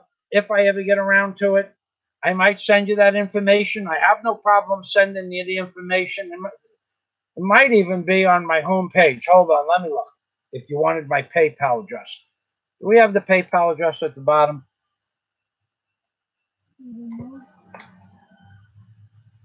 No. No, I apologize, John Boone. It's not on my about page. So not the most important thing in the world, John Boone. Thank you. And if I ever put a link to my PayPal, I haven't PayPal. 2 years. How long ago did we get a bank account? 2 years ago? Well, yeah, remember we went to the city and got a bank account? Yeah. How long? Almost 2 years, right? 2 years. I don't even the last time I was on a PayPal account was 2 years ago. I had money from book sales from 2010 to 2016 that I never, I forgot where the money went. I thought it went into one of my bank accounts in America, but actually, something else. I didn't know where the money was going. And one day I said, let me look at my PayPal account. And I had, I don't know, $2,400 in the account. And I transferred it. And that was the last time. So I didn't forget about you. But I don't know what that information or how I could even, I'd have to sign into something with PayPal or talk to a representative. I don't know the codes. I don't know my passwords. Haven't been there in 2 years. Okay, so I didn't forget about you, John Boone. I just don't have that information at my fingertips. Patrick Barker. They're out of control for sure. That's why every time President Trump starts talking about antitrust law and breaking these social giants' monopolies on social media, Mark, Facebook, and Jeff with Amazon, I think that's going to be a continued comment. Patrick has some really good ideas and has a good understanding of politics. So look for Patrick's comments and take note that they have sustenance to Patrick's Patrick's ability to discern politics or world affairs. He's got a pretty good mind for that.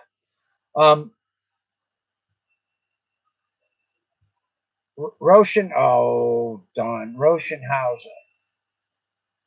Okay, Roshan Funkhauser says, "Do I think the symbols on the dollar bill are planted by God or mental collective over time?" Nope. I believe there's a single source that wrote the Bible and created the dollar bill, and I believe they did it before the Great Pyramid, and I think they did it many times before, possibly with the same book and the same dollar bill, in many different civilizations that have existed over the course of the last 4 billion years, because they swear the earth is 4 billion years old, and who am I to deny that? I can't argue that point, but the Bible says the earth is 6,000 years old. I could argue that, saying about we go to the fossilized dinosaur bones and the rock formations in the Bible, the Pope. How you doing? How you doing, Mr. Pope? How are you today? I'm waving with the full extent of my happiness that there's a Pope in the Pope mobile. Okay, the Pope says the world is 6,000 years old because the Bible says it's 6. And the Pope is a direct intermediary between God and man. Don't believe a word of it. Not happening. Now back to the dollar bill symbols. Okay, I believe that there have been 1,000 civilizations as advanced as this one you're in right now. And every 100,000 or so years, they wipe it off the face of the earth. And what few things remain, they leave there because it'll be another 30 or 40 or 50,000 years before mankind gains a full understanding of the human consciousness like we have in today. In other words, if all technology ceased to exist right now, today, possibly in 100 years, we could get that technology back. But if they wipe mankind off the face of the earth and they leave a select few individuals that they have buried in some underground bunker with no education, just enough breeding stock, let's call it breeding stock, it would take another several thousand years for us to get to the plateau that we're at now. And now we're at a point where we see structures that are 50,000 years old. Well, I don't believe that there was just one civilization now and one civilization 50,000 years ago. I believe there have been hundreds and possibly thousands over the last billion years. There are entire underground cities. I talk about it all the time. Google underwater city Cuba and see what pops up. The city is 20,000 years old under 1,700 feet of water. So that blows the fact of the Bible out of the water. No pun intended. The Bible is a nice storybook to keep the mentally challenged in line, believing that some spaghetti monster God in the sky is going to dole out justice at the end of your life. Forget it. It ain't going to happen. Never was going to happen. To answer your question, all those cushy Social Security retirement benefit. Okay, Jedi. All those cushy Social Security retirement benefits will be slashed with all the illegals flooding into the U.S. You know, that's right. That's exactly what's going to happen. They're going to rob your Social Security. See, I saw this coming because I followed a little bit of politics back in the 80s. I saw this coming, that there wouldn't be money for the Social Security by the time I was old enough to get it. Okay. And even now, if I could get it, it might be 20 bucks a month. I never applied for it because I never paid into it because I never believed it would be there. But it's not going to be there long. Clinton robbed billions out of Social Security. Billions out of Social Security. Multiple billions out of Social Security. And then lined the pockets of every politician that allowed him to steal those billions from Social Security. Then they're doing it with Medicaid. Now they want to take it from your 501c plan, your 501 or 401k plan, whatever it is. No, not 501c. 501c is a nonprofit organization. 401ks, your thing. Michael Henderson. So many people are still asleep, Michael. That's true. Thank you for confirming my theories and or proofs that the world is screwed. Just take that one thing that George Bush did. Take the link I just posted right now. Click the link and see that America was sold to the Talmud Jews on March 5th through March 7th. The papers were signed over a 3-day period from President Bush, signed over the authority of the American people to the Talmud Jews, where it's now possible for you to be beheaded if you believe in Christianity. Don't believe me? Click the link. It's the link to my video. It is, I don't know how many minutes long is it. I'll look that up right now. I'm on the page. How many minutes does it say?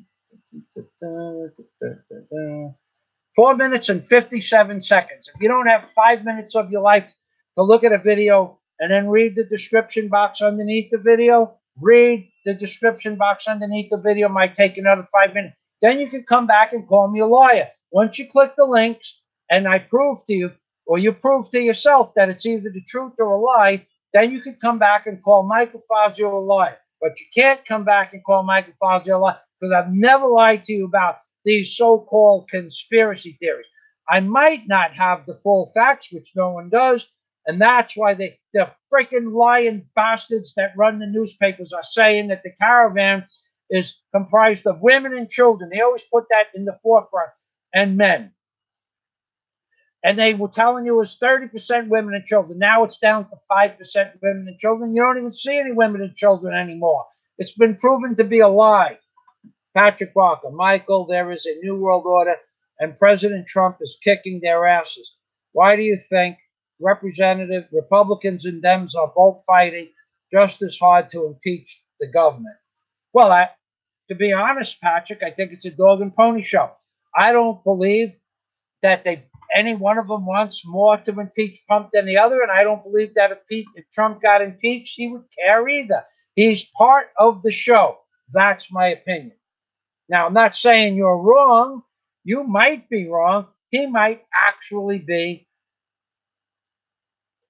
in his base statements for America. But what he's doing behind the scenes with Israel and Russia and China, no, I'm not going to believe that Trump doesn't care. I think that Trump is a New World Order type of guy. I don't want to hurt your feelings, but that's what I think. Okay, peekaboo to you. I've decided, since the Mexicans get everything for free, that I'm going to be Mexican citizen and then sneak back into the United States and get everything for free. I said this to thousands of people years ago. Go become a Mexican. See, somebody like me with my skin, I could do that, my color skin. Learn the traditions, learn the language, live in a small town, come back as a Mexican refugee. And I think Peekaboo 2 has the potential to do that because it has a big brain, and a big brain. So welcome to America. Then I could welcome him to the Philippines. Amigo. How do you say what how you doing? ¿Cómo está? Amigo, ¿cómo está? Amigo Peekaboo to you. ¿Cómo está, Paliho? How you doing, please? Yeah, baby. Huh? Kumusta ka? Kumusta ka? Peekaboo to you. Merry Christmas says they don't work that cheap. That's a reference to what I said they were working for. The Mexicans were doing roofing for $5 to $7 an hour. We're going back to 2003 when that's what they were getting paid to work on roofs in South Florida. So he's right. They don't work that cheap. That was my experience with people taking 30 squares off the roof next door to my house, and somebody said they make $5 an hour, and some of them make $7 an hour, but they're all collecting welfare. I don't know if that was true then, but that's what they said. Now I worked with a guy who had about 17 or 18 Mexicans working for him. He paid them $10 an hour, and he did tree service all day, and they busted their ass for $10 an hour. But his maximum pay was $10 an hour, and his minimum pay was about $8 an hour. So I don't know what they get. Ray, how come the Mexicans can't sneak into the Philippines? Because they would get put in a Philippines prison with no thought of parole. Simple as that. Jedi says they're destroying the construction jobs. Sure they are. Exactly. Twice as much jail time on illegal immigration from Poland, Russia, China, Korea, Ukraine, Latvia, Mexico, Japan. Yeah, all those countries have strict immigration laws where you literally go to jail in the Philippines if you illegally migrate here. You don't have your passport in order with your immigration papers and your cards and your license, your driver's license. You don't have all that stuff in order. You go to jail here. They don't tell you try again in 2 weeks. They just take you to jail. Tell somebody else to go get your papers. Okay, John Boone is back.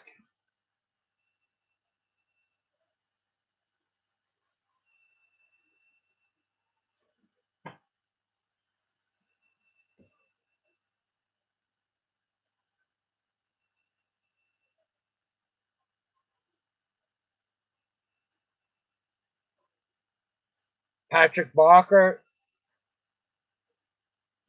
thank you for that comment. Michael, we started out on the wrong foot. That's a fact. Okay. And we agree just as much as we disagree. That's a fact too. And trust me, Patrick, I'd never claimed to not know you. That's a fact. I know Patrick Barker wouldn't do that. Patrick Barker and I disagreed on something, and that's okay that we disagree. But Patrick Barker is a man's man. Don't worry about that, Patrick Barker. I know that's a fact. And we probably could talk for hours. I just never got the information from Facebook. As I started this video out, I'm getting zero.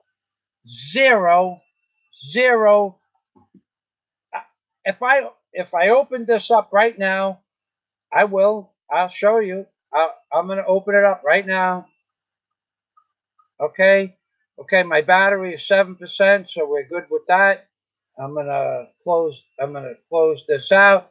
I'm going to go here. Then I'm going to push this button. Second one down. It's going to open up the Facebook.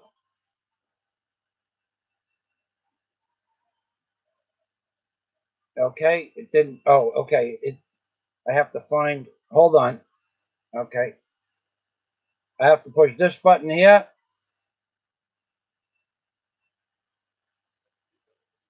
I'll show you. I'm not getting any messages. Okay. Okay, it's going to go to Facebook now. Okay, I have 2,700 friends on Facebook, and there's one comment. There's no friend requests. There's one comment, and there's 0 notifications. So if I push that one comment, you can see what it is. I don't even know what it is. Probably some bullshit post.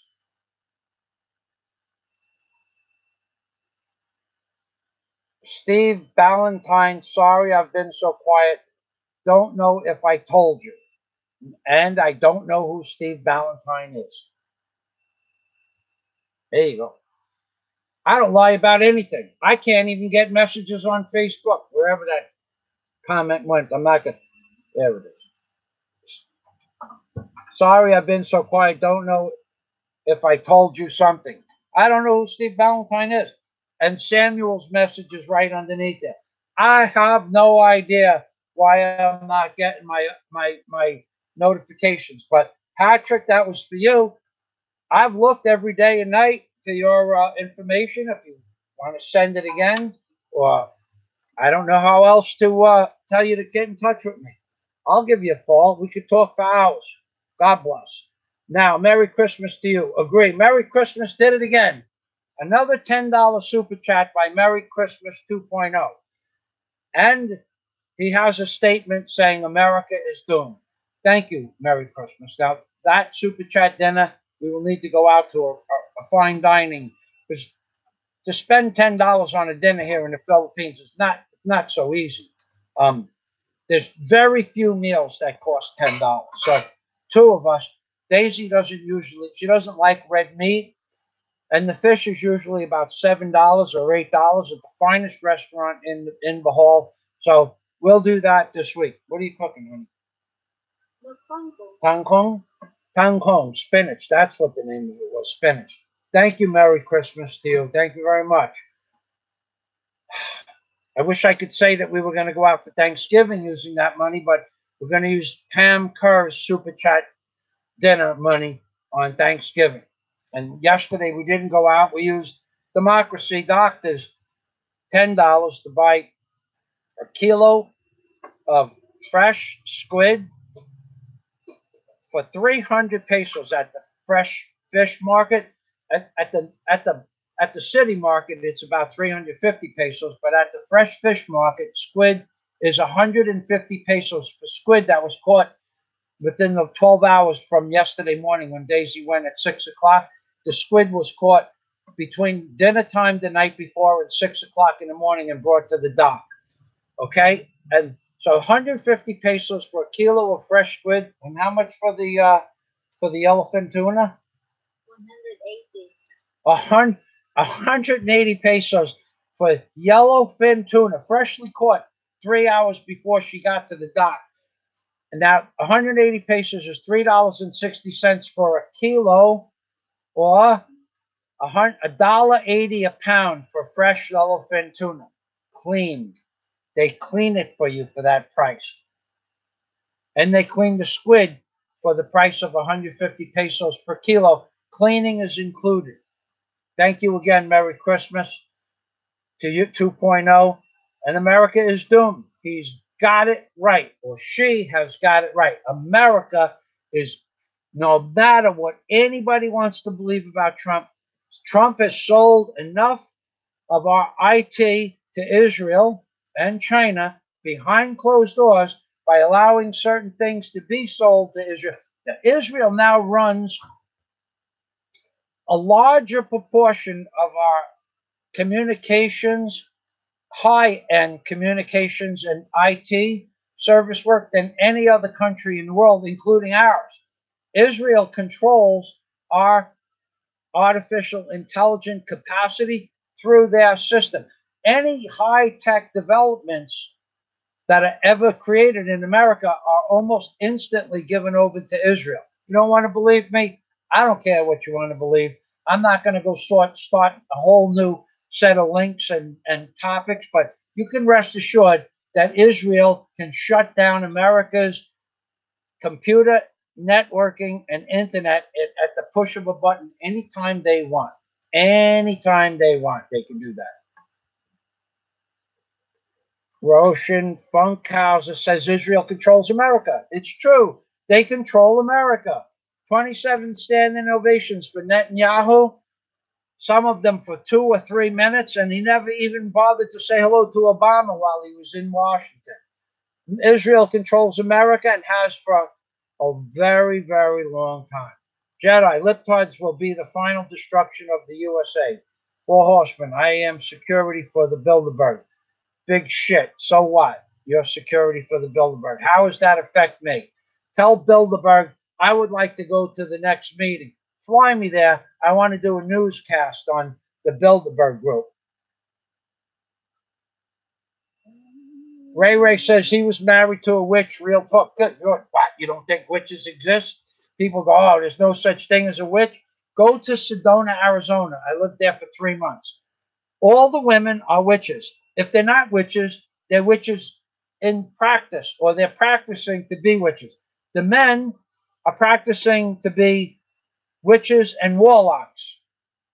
The women and the men are all in some evil cult in Sedona, Arizona. Google it. Sedona, Arizona, witchcraft. There's beheadings there all the time. Or there was when I lived there in 1990. I went on a 2-year road trip, 91, 93, somewhere in there. I came back and forth to my home base to do certain things, and then I would leave. Once I got a little bit of money, I would leave. I would get called in to do a special job, especially if it was winter and I had to do underwater ice diving. I would get called in to do underwater ice diving to set up cables or to make a lift underwater. So you'd have to go under the ice with cables and slings and stuff like that. And then I'd tell them, look, I got to get $5,000. You got to fly me back, and you got to pay me $5,000 to move my barge 150 feet to make the pick. And they would say, okay, just come back, and they would pay me. A boat would be leaking a lot of fuel or something like that. So, yeah, I remember witches are real. But in the meantime, I was going from Sedona, Arizona to New York, was 20 degrees below zero, and doing underwater construction. Merry Christmas 2.0. You don't have to donate money every time you want to make a comment. In fact, if you never donate another penny to my channel, I'll be happy. And I'll answer every one of your questions. Merry Christmas 2.0. You can't miss that name. But thank you. Another super chat going towards dinner. Thank you very much. Merry Christmas 2.0 says the Council of 300 and the Black Nobility. Now, Google the Council of 300 or the Bilderberg Group, which is 300 people, and Google Black Nobility. There's thousands of articles. These are not secret organizations. You have to be invited into the organization, and then you have to keep its secrets, but they are not secret organizations. Anybody can see that they exist. Thank you for pointing that out. Merry Christmas 2.0. Four Horsemen also has done security for the Rothschilds. Okay, great. You know, there's nothing wrong with having a job, but I don't know why you posted. I think that's great that you work for famous people. Personally, there are a lot of perks to working for the Rothschilds. You get to see stuff that nobody else will ever see. You get to see fancy swimming pools and cars and ground. You get to eat the best damn food in the world. You get to meet people on a one-on-one basis that other people only dream of meeting. I think that's a pretty cool job. Do you have a point besides saying that you work for security? You want to tell us a few stories? That'd be great. Samuel says we have 38 viewers. Thank you for keeping up. I can see we don't have any trolls today. Between Jack Thompson and Samuel, the troll population has dwindled down to almost nil.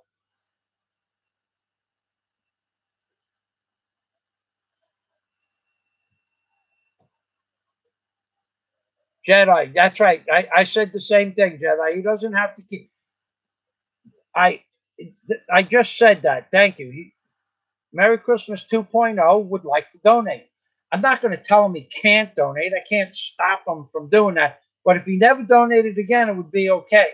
He's already donated quite the amount of money in the grand scheme of things compared to what some people can and cannot afford. He's been very generous to Daisy and I, and we appreciate it.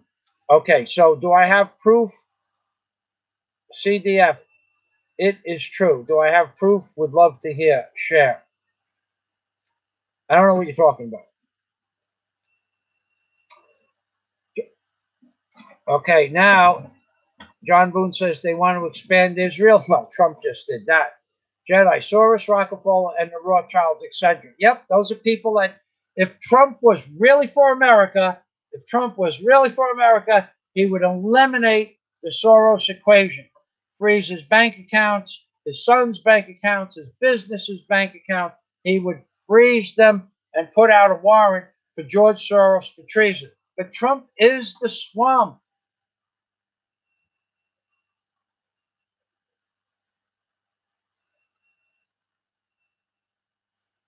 Jedi, better than puppeteer Obama.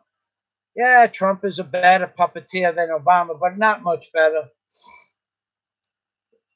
Rosen Funkhauser, I tried to become president. I have some videos up. Michael Fazio for president 2012. I don't know if they're still up. Google took a lot of those down with my first channel, and I don't have those drives with me. Yeah, four horsemen. See you soon. We have a lock on your location. And then I hope you bring one of those good-looking women with you to service me when you get here. Take your shit and blow it out your ass, four horsemen. That's your point. So I work for the Rothschild. I work for this. Who gives a shit who you work for? And who gives a shit that you're coming here? Who really gives a shit? Really, think about it. If you were going to come here, you would have just come here. You wouldn't have announced it to the whole world. You're just a puppet on YouTube, okay? And I'll tell you that if you ever come here, I really don't give a shit if you come here. It doesn't bother me. It's not going to faze me one way or another. What are you going to do? What are you going to do? Something that should have happened 40 or 50 years ago? Take your threats and blow them out your ass.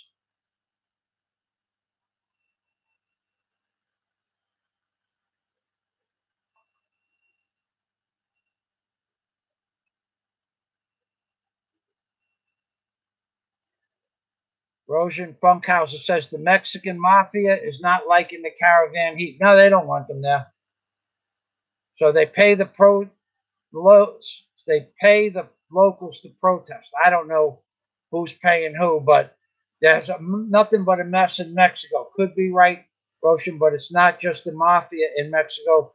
It's also the people there, as they disrespected their soil and wrecked shit. That's why they're also pissed. Ray. Is your granddaughter banging the pool guy there? Yeah, that's the kind of sarcasm I like. Yes, I'm honored to learn from this engineer, a true bro. Okay, I don't know who you're talking about, but I'm glad you're having fun. Not sure, Patrick Barker, not sure I know what you're talking about now that the USA don't let the illegals that enter Mexico come right through. Well, yeah, but they did. They were. For 50 years, they were letting them right through. And Trump is not stopping the illegal Mexicans from coming into America. He's just making them go through a door. They can all go through the door. All 15,000. Go through the door. If they take their time, they're going to process every one of them. They're going to do a facial ID, fingerprint, supposedly DNA testing. They're not going to do it. They're not going to follow up on there. But that's what they say. If they jump over the border fence illegally, they're going back. But I saw a video from Grindel 61 that they jumped over the border, a woman and 3 children, and they walked her down 100 feet to a door and walked her through a fence back to Mexico. Well, that's not taking and then they were getting into a car. That's not taking DNA tests in America, facial recognition in America, and fingerprinting in America. That's not doing that. Trump isn't doing what he said he's going to do. He just says he's going to do something, then doesn't do it. That's Trump. That's Obama. That's Bush. That's Clinton. They're all the same.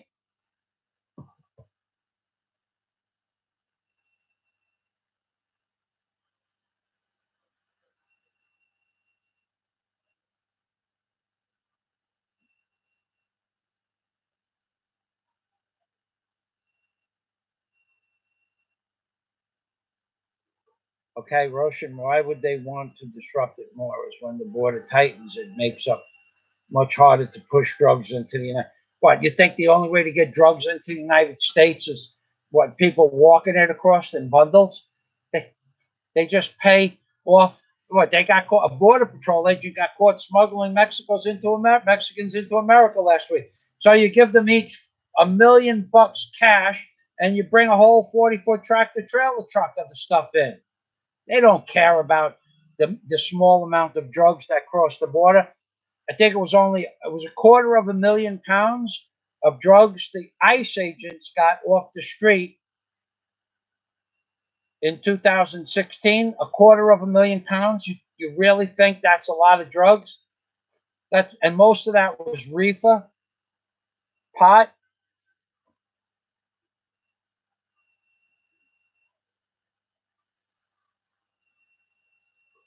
Okay, yeah.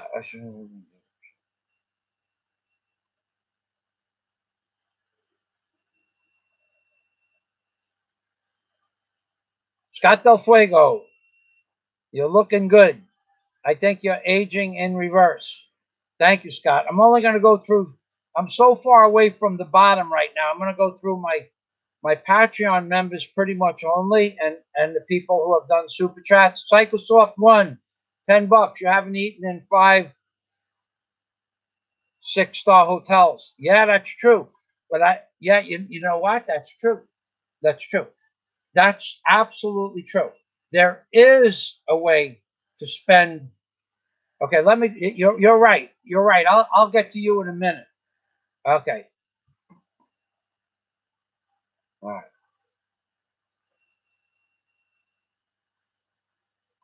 Yes, I've read the Lost Book of the Bible, Psychosoft 1. Okay. Let me find out where I was. I don't. Oh boy. Okay. Oh boy. I'm so far away from the bottom. I'm gonna have to skip so many good comments.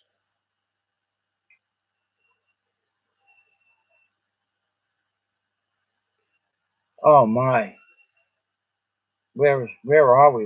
I'm only halfway through the comments. Okay, Scott Del Fuego, I think you're aging in reverse. Thank you. Drug Mafia. Okay, Patrick Walker. Last time I checked, the world's richest drug dealer is sitting in America in prison on trial right now. You may know him as El Capo. I think he's in New York City right now, to be honest with you. I think his trial is in Brooklyn, New York. Mexico is not worried for them not being across the border. Mexico and US.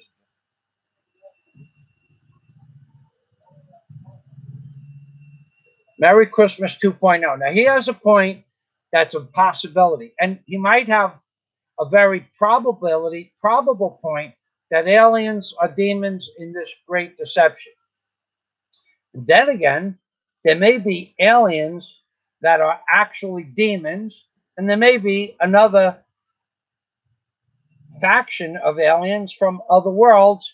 Even if they started out as demons, they went away and came back, and now they're not so demon-like. So it is very possible that aliens are demons because they have powers, godlike powers, compared to our scientific abilities, and or they just may be evil entities. Like you have a soul, and if the Satan wanted your soul, that you could make a deal with Lucifer, like Bob Dylan did, and you could sell your soul, and you could be part of an evil cult, and you could understand this from a different point of view. It's possible. You can sell your soul to Satan. It's not hard. It takes about 5 minutes if you know how to do it.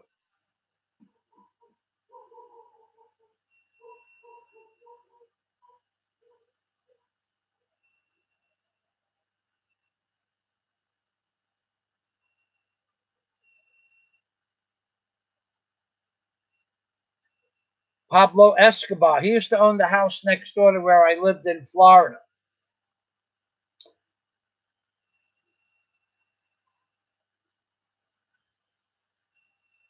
All right, I'm gonna have to.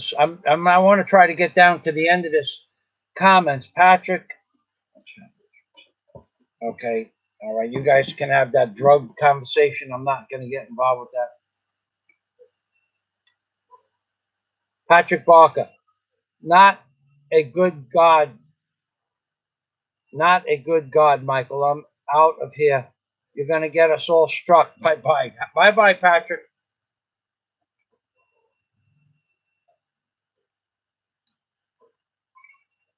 Have a nice day, Patrick. Thanks for stopping by.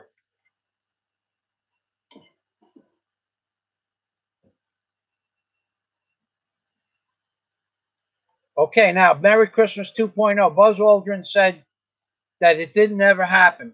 In theory, he did. Merry Christmas 2.0 brought up a comment by Buzz Aldrin. Now, why do I know all this stuff? It's because I have a good memory. But data that's never going to help me accomplish anything in real life, but except make videos on YouTube. He did have a reference. He was talking to a small schoolgirl, and he referenced, he posed a statement where it could be looked at that they never went to the moon. So if Merry Christmas 2.0 has the statement or a link to the statement, you're welcome to post it. He's right. Buzz Aldrin kind of denied going to the moon. Not outright that I know of, but he wouldn't put his hand on the Bible and swear that he went to the moon. But he did make a reference that we didn't go to the moon. So did a lot of other people.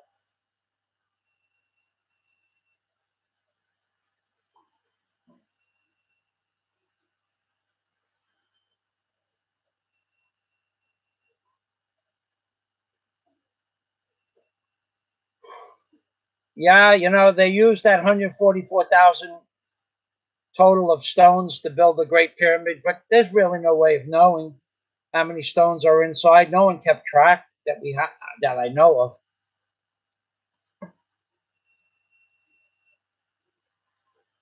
Patrick Barker's gonna, LOL. Patrick thinks he's gonna get struck by lightning. Okay, Rosen Funkhauser.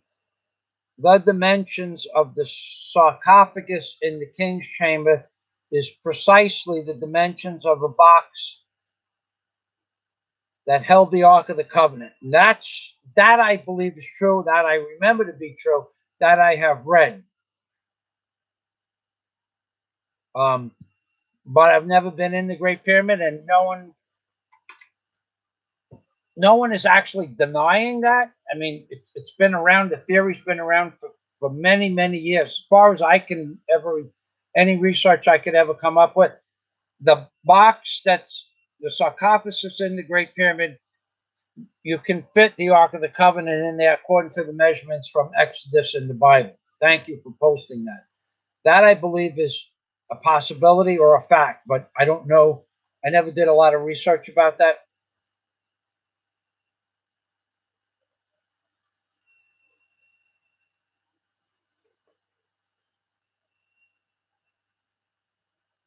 Pupanada, what the? I don't know.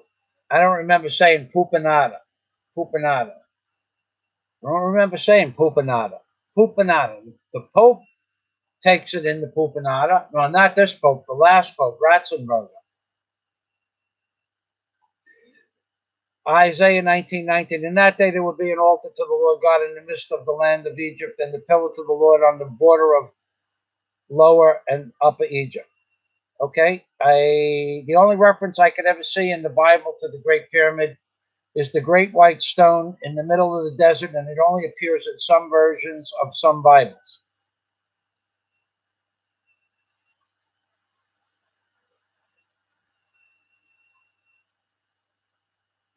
All right. Patrick Barker found some of my older videos that are 2 years old, and they have been left alone. Yeah, I don't get any views on my older videos, even though the symbols on the dollar bill are all truthful. My videos should be making, I don't know, 5,000 to 10,000 views a piece on most of the better ones. I should be getting 2 to 3 million views a month on only my dollar bill videos.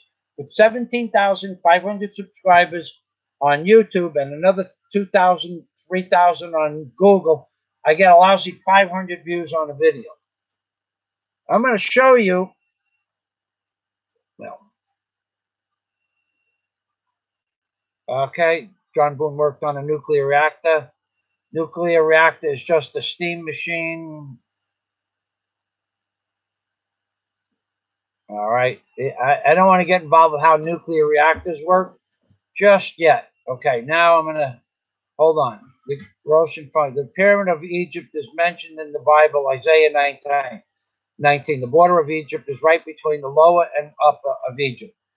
I might have known that information in the past, but I don't remember it offhand. It's something that it's not important to me. It's important to some people, but that wasn't a piece of information that was important to me. I used the reference of the Great White Stone in the desert as the only mention of the Bible, and it's only in, I think I had like 12 or 13 Bibles, and it was only mentioned in one Bible, and just mentioned one time, and I think it's in my book. Roshan Funkhauser saying good night, thanks. Good night, Roshan. Thanks for stopping by. Pamela Carr saying good night. Merry Christmas 2.0. Welcome. Thank you. Thank you. Thank you. From Daisy and I, really. And now we're going to get down to Psychosoft 1 in a minute. And Psychosoft 1 brought up a good point. Now, Psychosoft 1, I'm not to him yet. He said that Daisy and I never ate in a 5 or 6-star hotel. And that's true. I'm just going to go over his comment because I like that guy, that man. Okay. He's right. I've never eaten in a 5 or 6-star hotel in the Philippines. There's a reason for that.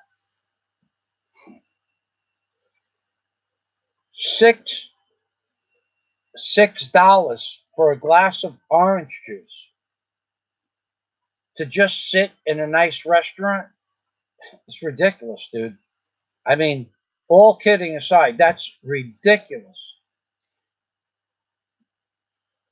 They have a 5-star hotel just down the block from where we eat at the Outback Steakhouse.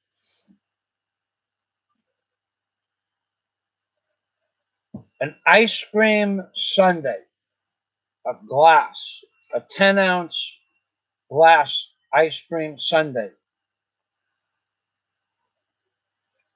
Do you remember, was that 385 pesos, Daisy? I think if I remember, an ice cream sundae with like a Bosco chocolate syrup, a scoop of vanilla ice cream, 1 scoop of like Breyers ice cream. It was Breyers. It was good ice cream.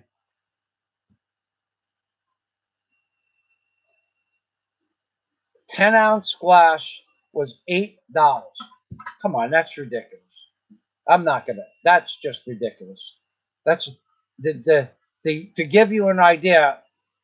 The best buffet you could ever go to in your whole life for food that I've ever been to in my whole life. I've been to seafood buffets all over the United States, up and down the East and West coasts.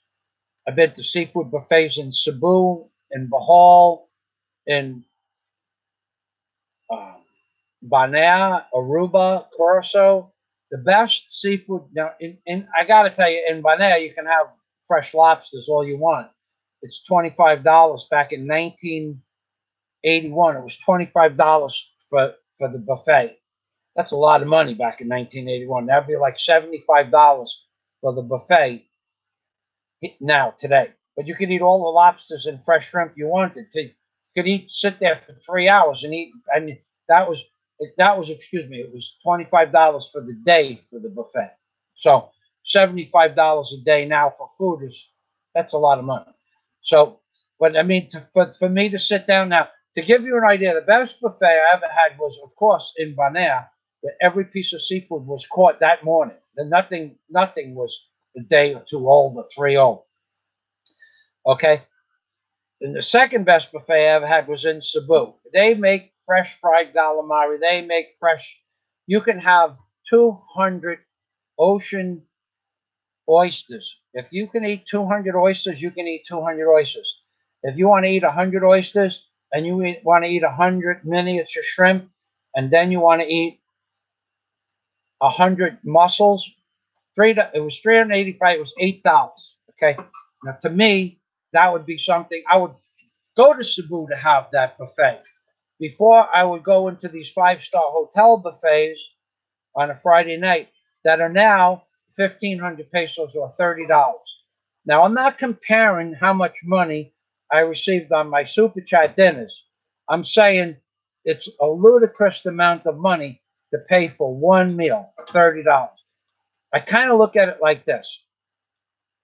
It's definitely interesting and nice to go out for dinner, but it's just plain ludicrous to spend $30 per person for a meal. That would be $60 for Daisy and I. Now, Daisy would eat about, I don't know, she can eat 12 or 13 ounces of food. Well, what does the average seafood cost? If we went to the seafood, this is a seafood and beef buffet. The beef is $408 a pound, and seafood maxes out at about $8 a pound. You can't go more than $8 a pound. So, can you eat a pound of seafood? No, probably not. I couldn't. Maybe if I sat there for 3 hours. Can Daisy eat a half a pound? No. So let's just say we could eat a pound and a half. We're eating, I don't think we could eat that much with the other stuff, the salads and stuff like that. So we're actually eating about $10 worth of food and spending $60. Okay? I don't think that's a good meal to value price, Psychosoft one. Now, if you want to come here and take us out, that would be something else. Because if you're taking us out to dinner, that would be something that would be enjoyable. I'll show you the five-star hotels. But when people come here and they offer to take Daisy and I out for dinner, I never bring them to anything other than a good price, good food local restaurant. I would never have the audacity to bring somebody to a five-star hotel and embarrass them. I don't care how much money they have. The last guy, no, not the last guy, the guy who came last year, the man who came last year, happened to be wealthy, okay? I wouldn't even take him to a five-star hotel. We took him to a hotel on the beach where the most expensive meal was $10, and Daisy and I ordered two $5 meals, and I ordered a $4 appetizer. I wouldn't make somebody spend 100, 3,000 pesos is $60. I wouldn't make somebody spend $60. So if I wouldn't ask somebody else to do it for me, I wouldn't do it. Okay, so can you spend? And Psychosoft One made a point. You could spend that much at a 5- or 6-star hotel. Would I? No. Now, they have meals in these 5- or 6-star hotels where the steak, the ribeye steak, is $34. Come on. $34 for a 10-ounce piece of meat? That's crazy. How could it's just too much. It's too much. They still only spending $8 a pound for that piece of meat. It's too much money for a meal. So you're right about that. I could go to a 5- or 6-star hotel. I wouldn't. But I'll tell you how. I'll make an exception to this rule. Now, Psychosoft, I'm only kidding if you're still there. But I'm telling you, if you send us a $60 super chat, we will go to a 5-star hotel. What time is it? We will go tonight. Okay, it's 12 o'clock. We will not have lunch. But if Psychosoft One wants Daisy and I to experience a 5-star hotel, we'll go tonight. We'll go. I promise you, I'll go tonight. I didn't have much for breakfast. I didn't have lunch yet. I will go. This will be my gift to you for your gift to me. But I'm not asking for that. I'm saying that's a ridiculous amount of money to spend. And if the total of super chat monies came out to $60, we could go out for 3 fantastic meals. Two meals each time for $60, or we could go out for 6 meals, or we could go out for 2 meals. And I'm going to enjoy the $10 meal as much as I'm going to enjoy the $30 meal. I'm even going to enjoy it more. Because what are you paying for? The ambiance? Really? To be able to look at the water is worth 3 times the price? I have a different opinion. I grew up on the water. I lived on the water since I was 18 years old. I worked on the water since I was 15 years old. I actually had companies and businesses that were mobile marine construction companies where I worked on the water. I worked on tugboats. I have spent most of my entire life, adult life, working on the water. The view I have right now when I go like this out the window is of the Bohol Sea. It's 120 feet away. I don't need to spend 3 times the price of food for, let's say, I bought a hamburger. The hamburger at the 5-star hotel was 600 pesos flat for a double cheeseburger. And the French fries were 300 pesos. So that's $18 for a hamburger. And there was no way on earth that that hamburger was going to taste any better than a $5 hamburger, than a $10 hamburger at the Outback Steakhouse. There's just no way it could taste better. It could be equally, it could be 5% better, it could be 50% worse. But there is no way you're going to justify me spending $18 for a hamburger and French fries when I could go to the Outback and have the best hamburger I ever ate in my life for $10. So, to answer your question, no, we've not eaten at a 5-star hotel, but that's what. I'm not going to go blowing a bunch of money because people give it to me on an extravagant dinner. Now, we can go sit at the hotel. A good friend of mine is the bartender. I could sit there all night and drink water. They don't have a problem with that. No more, right. Well, I could have sat at the hotel.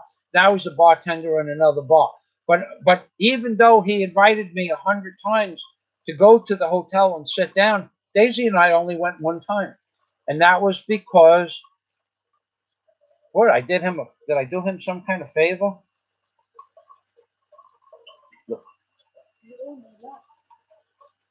Right. Okay, yeah. I did him a favor, okay? And he invited me to have a free drink, okay? And I don't drink. I don't drink much in public at all, if ever. I would have one beer, but it would be after I eat, not before, so I can not destroy the taste of the meal. So now the guy offers me a drink, and we went to the bar, and we sat in a 5-star hotel, and the 10-ounce glass was a chocolate sundae, was freaking $8. That's crazy for one small. It was a small scoop ice cream too. It wasn't a big scoop. And then they put some kind of, I think they put sugar in it and the chocolate syrup. It was basically sugar. $8 for 10 ounces of water and sugar. No. And so when I looked at the menu, they had shots of Johnny Walker Black for 2,500 pesos, $50 for a shot. He said, come and have a drink. So, okay, give me 2 of those. And he looked at me. Oh, I can't do that. I'm going, why not? He told me come and have a drink. But I didn't want that anyway. I was just pulling his leg. But I wouldn't even do that to somebody and believe me, if I took those 2 shots of Johnny Walker Black, the thing I did for that guy, he'd still have to give me 10 more each to make up for a small amount of what I did for him at that time. He'd have to give me 10 shots. He'd have to give me $1,000 worth of Johnny Walker Black because the damn bottle only cost $150, $175 in America, and it's about $40 in the Philippines. Okay, so Scott Del Fuego. The New World Order is suppressing views of rabbi most informative videos. They don't want their dark and corrupt plans exposed more than necessary. That's right. Thank you, Scott. Psychosoft one. Hello, my friend. Good afternoon, Psychosoft. Have I ever read the law? Psychosoft one says, have I ever read the lost book of the Bible? except for you being so far too young, the book could have been written by you. Well, thank you. That's a very high compliment. Thank you very much. Read the lost book of the Bible? No. To be honest, I don't remember reading it. I don't. If it was ever published and I read it, I don't remember. If it's available, I could read it, but I have no knowledge. I remember, okay, here's what I remember about the lost books of the Bible. Something about several scrolls were found, and I think they were found a very long time ago, like 70, 80 years ago, and it took them a long time to interpret them. And then sometime in the 1970s, the lost books of the Bibles some of them were allowed to be displayed. And I could be wrong about that. My time frames could be off, how much information could be off, but that's the only thing I remember about the lost books of the Bible. And I don't know that the interpretation from whatever language they were in, Hebrew or Latin, there's always going to be a division as to what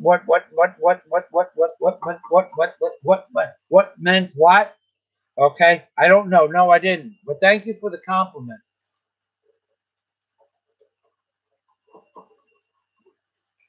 35 people watching. I can't believe 35 people would care what I have to say, but thank you all for coming here. And being that you're all here, and I have forgot about this, could you push the thumbs up or thumbs down button before you leave? Thank you very much.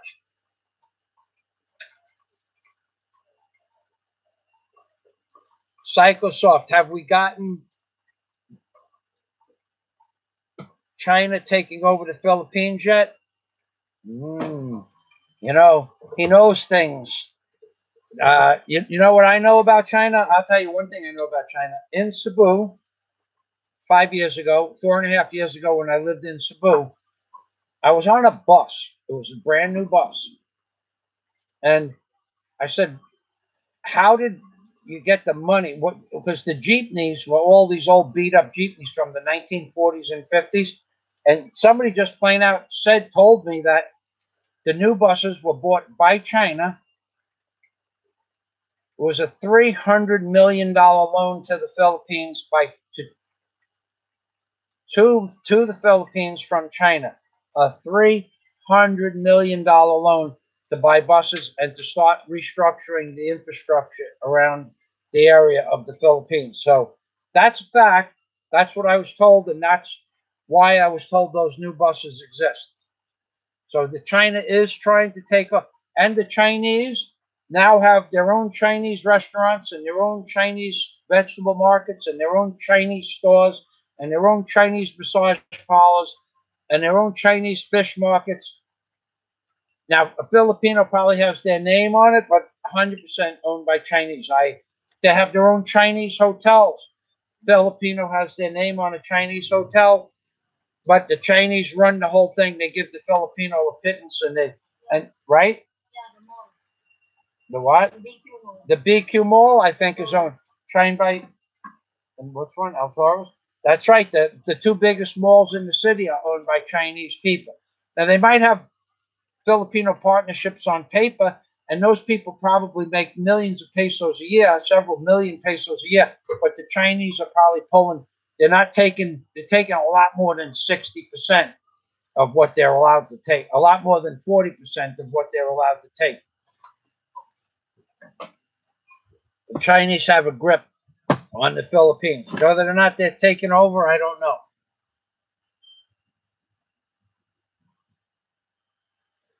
Psychosoft one says, saw a t-shirt today, said on it, yeah, I'm the rabbi. Does God have any problem with that? Made me think. Grin. Thanks. Yeah. I should get Rabbi Dubaka shirts made. Put that on the list. Yeah, no, yeah, go ahead. If we can find T-shirts big enough, I'll put Rabbi Drew Barker shirts. Spend some of that super chat money on something that's not going to go in one way and out the other the next day. That's a better investment. If we can find them. Bill Goss says the president's banging. Bill Goss, very nice guy, says the presidents and all the politicians go to Israel to lick the Wailing Wall. I would like to help them do the banging of their head against the Wailing Wall and make them truly wailing on the wall by banging their head against the wall. I believe their head should be banged against the wall until Sunday. And we're going to start early Monday morning.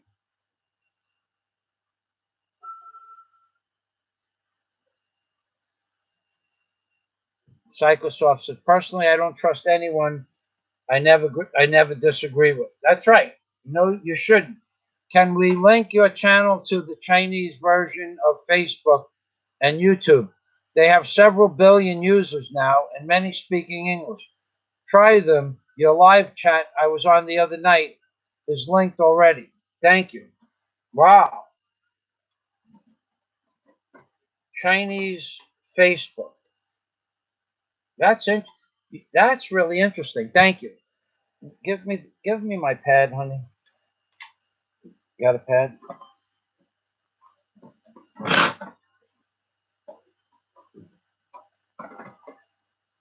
Thank you.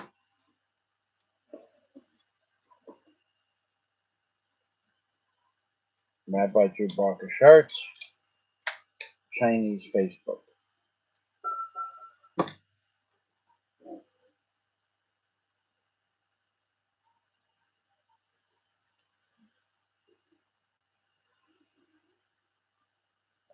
Thank you for that information. Bill Goss says it's all censored.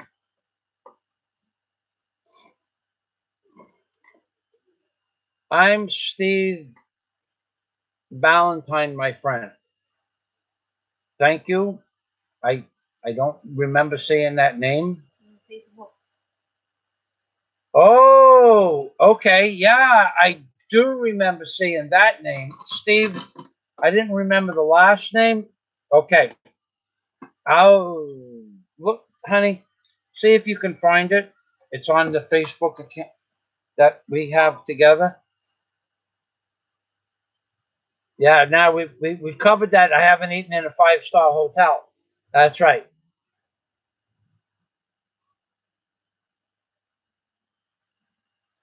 Mahi mahi. Can you get mahi mahi? That's fresh dolphin, but not the one with the fin? No, I don't think you can. I haven't seen it, haven't heard that term, and I haven't seen anything that looks like a dolphin here. No, I don't think that's part of that's pretty much a colder water fish. The Bohol Sea is like 75 degrees, and mahi mahi is best in a little bit lower temperature, maybe in the 60s.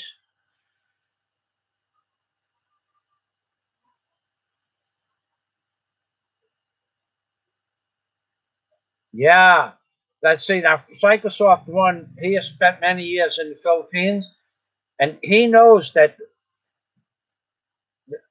when you take a fish out of the ocean and clean it and eat it right there, like within 15, 20 minutes, it tastes one way. 2 hours later, it tastes great, but not as much as it did when it came out of the water. The next day, it's still good, but nothing like when it comes out of the water. For instance, everybody's eating frozen shrimp, and then some, and you think that's good because you smear it up with ketchup and hot sauce and radish, Worcestershire sauce, and all that other crap, and lemons that you put on it. That's frozen shrimp. Take now you have fresh shrimp. Fresh shrimp. Here's what it means: fresh fish, fresh shrimp. Comes out of the water Sunday afternoon at 3 o'clock. The boat is 20 miles offshore. Fresh fish, fresh shrimp. Sometimes Gulf of Mexico could be 20, 30, 40 miles offshore. So the boat is fishing all day, dropping shrimp or fish in its hull, whatever, whichever one it decides. Okay, so now they started at 5:30 in the morning and it's 6 o'clock at night now. Fish is fresh, but they're not full. The hull isn't filled up yet. Did you do it? Your friends already. Okay, all right. Oh, okay. Okay, thank you. All right. Daisy said that she sees a message. Thank you. So now you got one day the fish is in the hull, the shrimp's in the hull. Now the next day, whether or not the boat is full or not, they're going to fish for until at least they're going to fish until 1 o'clock in the afternoon. Why do I know this? Because I worked on commercial fishing boats when I lived in the Florida Keys. Not for long, but I know what the schedule is. So the second day, they're going to be fishing from 3 or 4 o'clock in the morning, hoping to catch enough fish to fill up the hold by 1 or 2 o'clock in the afternoon and get home by 7 or 8 o'clock at night. On the way home, they're going to call up the ice truck, and they're going to tell the ice truck to meet them at the dock at a certain time. So the boat's going to be pulling into the dock at 8 o'clock at night. The lights go on in the yard. We empty out the hold into the ice truck, into the bins. Now, the ice truck supplies us with bins that you can pick up with a forklift, because we're not talking about 50 pounds of fish. The boat that I went on, we would take home 200, 300 pounds of lobster if we were fishing for lobster, and we'd take home, 4,000 pounds of shark. And they'd use the shark, basically they used it for dog food, and they just sold the shark fins for $20 a pound. I thought it was a rather sick job. I couldn't do it for long, but that's what they did. So anyway, the second day, even if you're out there fishing for mahi-mahi, the second day, so the fish could be in the hold for the first day and the second day, and the boat pulls up to the dock at 8 o'clock at night. 8 o'clock at night, the ice truck comes and dumps ice on them. Now, you wait till the next morning at 5:30 in the morning, you cover it, and you get the forklift and you load it, or you get the forklift at night and you load it onto the back of your truck. Not my truck, his truck. So now at 4:30 in the morning, you go to the fisheries, Key Largo Fisheries, and you take the pallets and you put it in to the Key Largo Fisheries. By 5 o'clock, you got the fish unloaded at Key Largo Fisheries.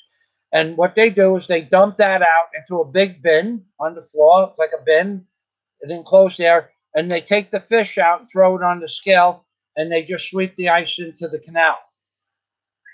So now that fish is Sunday morning. So Monday, it's 1 day old, and now it's at the Key Largo Fisheries. It's 2 days old at 5 o'clock in the morning. And then the fish goes on sale that day. So by the afternoon, that fish is already 50, 60 hours old. That's fresh fish. That's how long it takes fresh fish to get from the boat to the market. That tastes one way, fresh fish. Now it stays there for 2 days, not so fresh anymore. Then they freeze it. Then they sell it. But take those same fresh shrimp. Shrimp is the same thing. Take those same fresh shrimp and catch those fresh shrimps in where we live called the cut. And you go out with a net at night and a light or in the daytime and catch those same fresh shrimp and take them home and steam them or broil them. And it's if you tasted them for the first time, this is the first time you've ever tasted shrimp. It's caught at 1 o'clock in the morning, and the next morning at 6 o'clock you're having shrimp for breakfast. And somebody took the shrimp out of the wrapper and cut it up and fed it to you with your eyes closed. You wouldn't know what you were eating. That's the difference between fresh shrimp, 3-day-old shrimp, and frozen shrimp. There would be no way for you to know what you were eating. You would like it. It would be masarap, which means delicious in Visaya. It would be lami, which means delicious in Visaya. But you wouldn't know what you were eating. Same thing for fresh fish out of the ocean, an hour out of the ocean and barbecued, broiled, and cooked. It tastes different than the same fish 2 days from now, not frozen. Once you freeze it, in Florida, when I lived in Florida, I didn't eat a piece of frozen fish or a frozen shrimp ever. I was there for 13 years. I lived on the water. If I wanted fresh lobster, I just waved down one of the lobster boats, fresh mahi-mahi, waved down one of the boats, fresh shrimp, waved down one of the boats. It was that simple. If they didn't have time to stop, I just walked 250 feet to the lobster dock and bought lobsters for $5 a pound. Okay, on the boat, they'd sell you lobsters $5 a piece. At the lobster dock, you paid $5 a pound. You got what you got.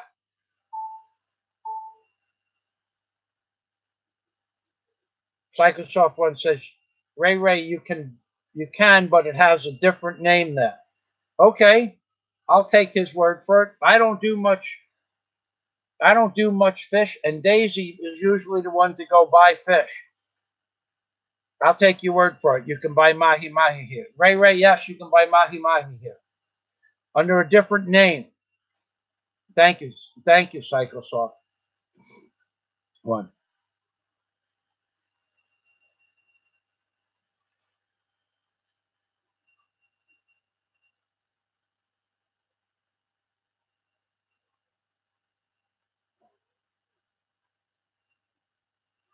I supply. What is the cell tower situation here? They're going up everywhere with cell towers everywhere.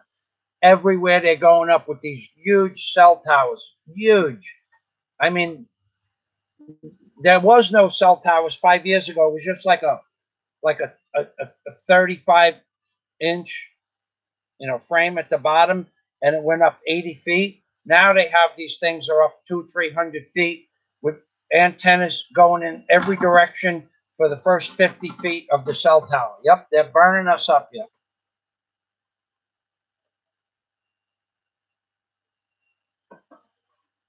Psychosoft one. Terrence has called my nickname, another name for Satan. Over 20 people claim I'm him. Michael, do I express myself as one-sided as he does? No. No. Psychosoft one, you're dealing with intelligence there. Now, how we met was in a disagreement as to a particular issue. Didn't stop us from talking with each other. Certainly didn't make us not like each other. See, good conversation doesn't have to be where you agree with somebody on every topic. I have friends of mine that do stuff that I don't agree with, but they've been my friends. When I'm talking about they drink too much alcohol, or they believe they're Jewish, okay, or they're gay, okay. I never really cared much about that, but so good conversation is right along the same thing. So Psychosoft is a pretty even keel and mentally superior in many ways in conversation and thought processes. No. So we did not agree on one particular subject. We had no way that if you thought you saw our original conversations, would you ever think that one day we're going to sit down and have lunch or dinner together? No way on earth would you ever see that coming. But I leave an open mind. And he didn't threaten me, and I didn't threaten him.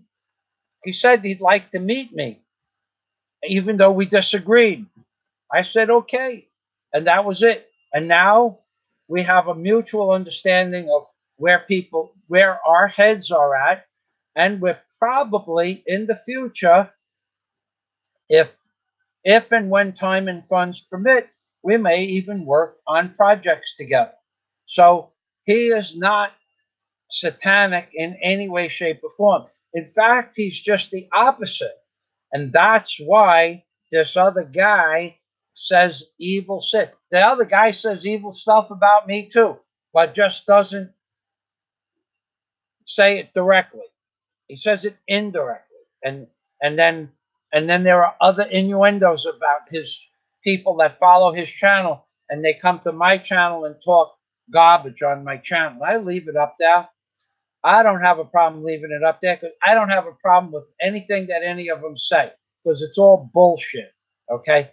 Now, there was a guy that was supposed to be here in October. Well, I think it's November 18th. That guy never showed up.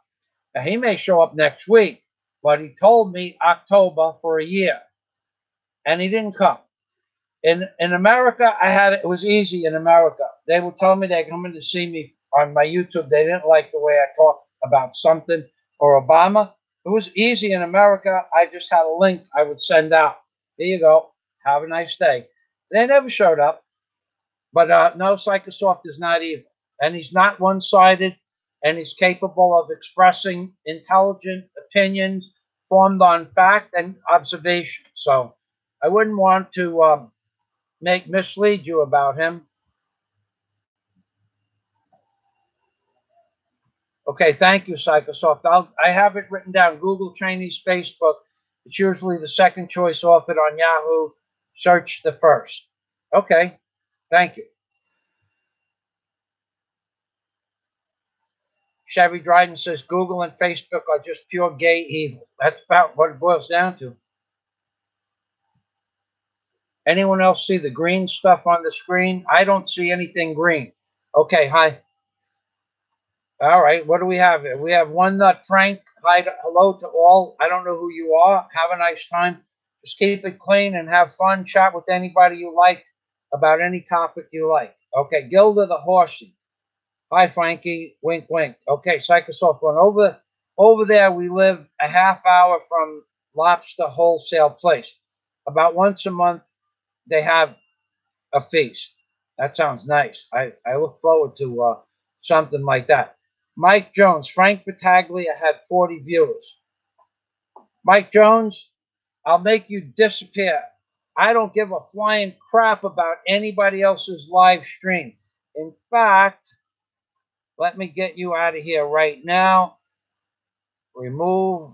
Well, let's get your name highlighted. Well, I don't really care that much about you. You're gone. Adios.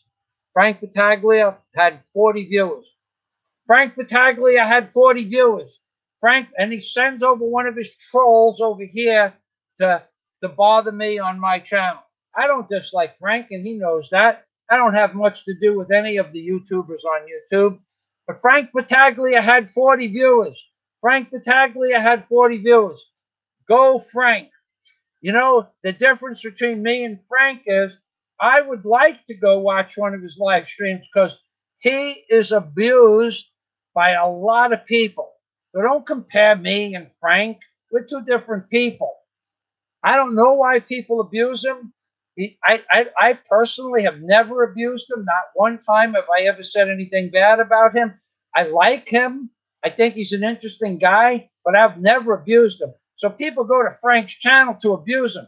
Do you see anybody on my live stream whose message has been deleted or hidden? No, that abused me. Got one or two guys that might have said a curse word or something like that, but that's it. People don't come to my channel to abuse me. Frank Battaglia got 40 viewers.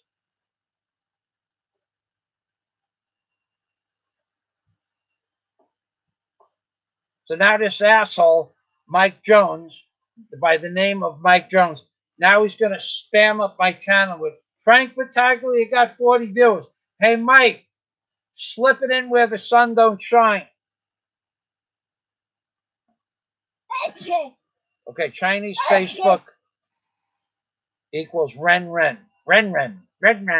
Okay, completely disinterested. Anthony, hello, good morning. He's another subscriber to my Patreon account. Good morning, Anthony.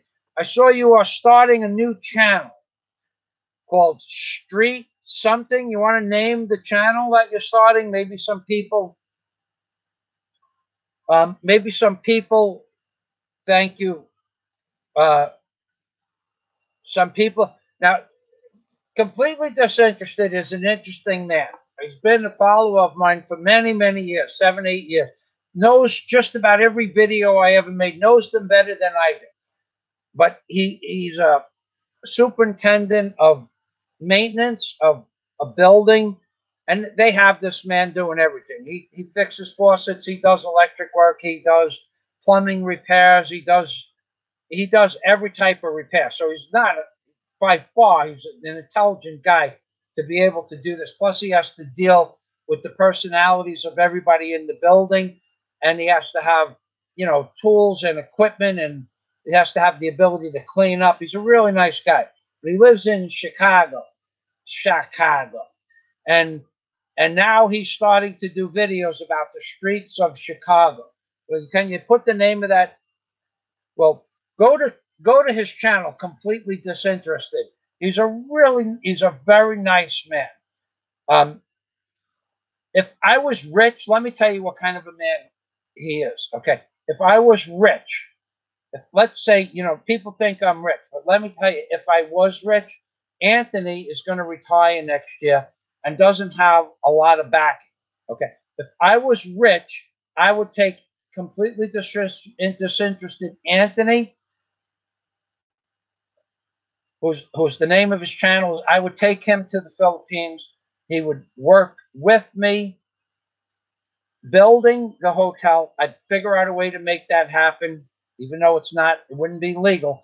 I'd figure out a way to make it legal. I have a friend of mine who's a super contractor, and I would tell him that you have to have a specialty for the Philippines to give you a worker's license and a worker's visa. I'd go to my friend, get him a working visa. He would work it with me, and he would be the kind of guy I would work with side by side and not have any problems with. So if I was rich, if I run into a buku amount of money where I could pay his immigration for his immigration workers visa, I would do that if he wanted to do that. Of course, he may not want to do that, but that's the kind of guy Anthony is. He's a good man, hardworking, honest man. Okay, you're not going to meet a better man. It's just not going to happen. So, and he's starting to do street videos about Chicago, and it might be in it. I just saw the video for the first time, maybe 2 days ago, that he's starting a new channel. So you might want to go check out Completely Disinterested, and then check out his new channel, Street Something. I don't remember what it was. Thank you, Samuel. Okay, show. Okay. Completely Disinterested had a link that he posted. That's for his channel or for his new channel. I'm not sure which one it is. So please go to Anthony's channel and please subscribe. You're gonna meet a Midwestern man who lives in a beautiful apartment with a beautiful view. Let me tell you, okay, if you were going to live in a city, Anthony is the kind of apartment that Anthony has is the kind of, because not only does Anthony have a beautiful apartment, but then he's got a deck on a high level floor. I don't know what level it is, where you can see the city. Okay. Now, the interesting thing about Anthony is he also has a collection of memorabilia. Now, you can put down the collection of memorabilia if you want. I don't want to tell the people what it is. You might want to keep that private. But he has shown me videos of his memorabilia. You're going to say to yourself, this man is truly a collector of memorabilia, of specific genres. Okay? So he might have those videos still up on his channel. He might not. Personally, I think his collection of memorabilia is just amazing. I've not seen anything like it along the lines that he has. There might be a museum somewhere that has a collection like Anthony's, but he's a private collector. And with a limited amount of funds, he's done quite a bit. So there's a man whose channel that you'd be interested in if he was willing to share. But he can also show you what it's like living in a high rise in Chicago with an outside deck, because that's a rarity, having an outside deck where you can have plants and you can have a flower garden and vegetable garden all on the rooftop. You go, Anthony. If you're going to live in a city, you want to live like Anthony.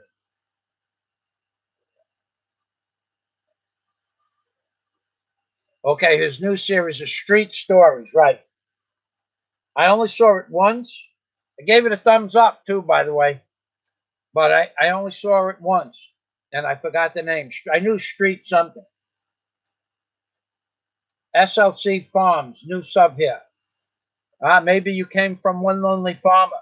I got to tell you, One lonely farmer and I have become friends. I know nothing about farming. I've learned more about farming in the last 6 or 7 months. Well, actually, one lonely farmer's been watching my videos for about 2 or 3 years, maybe longer. And I've watched some of his videos.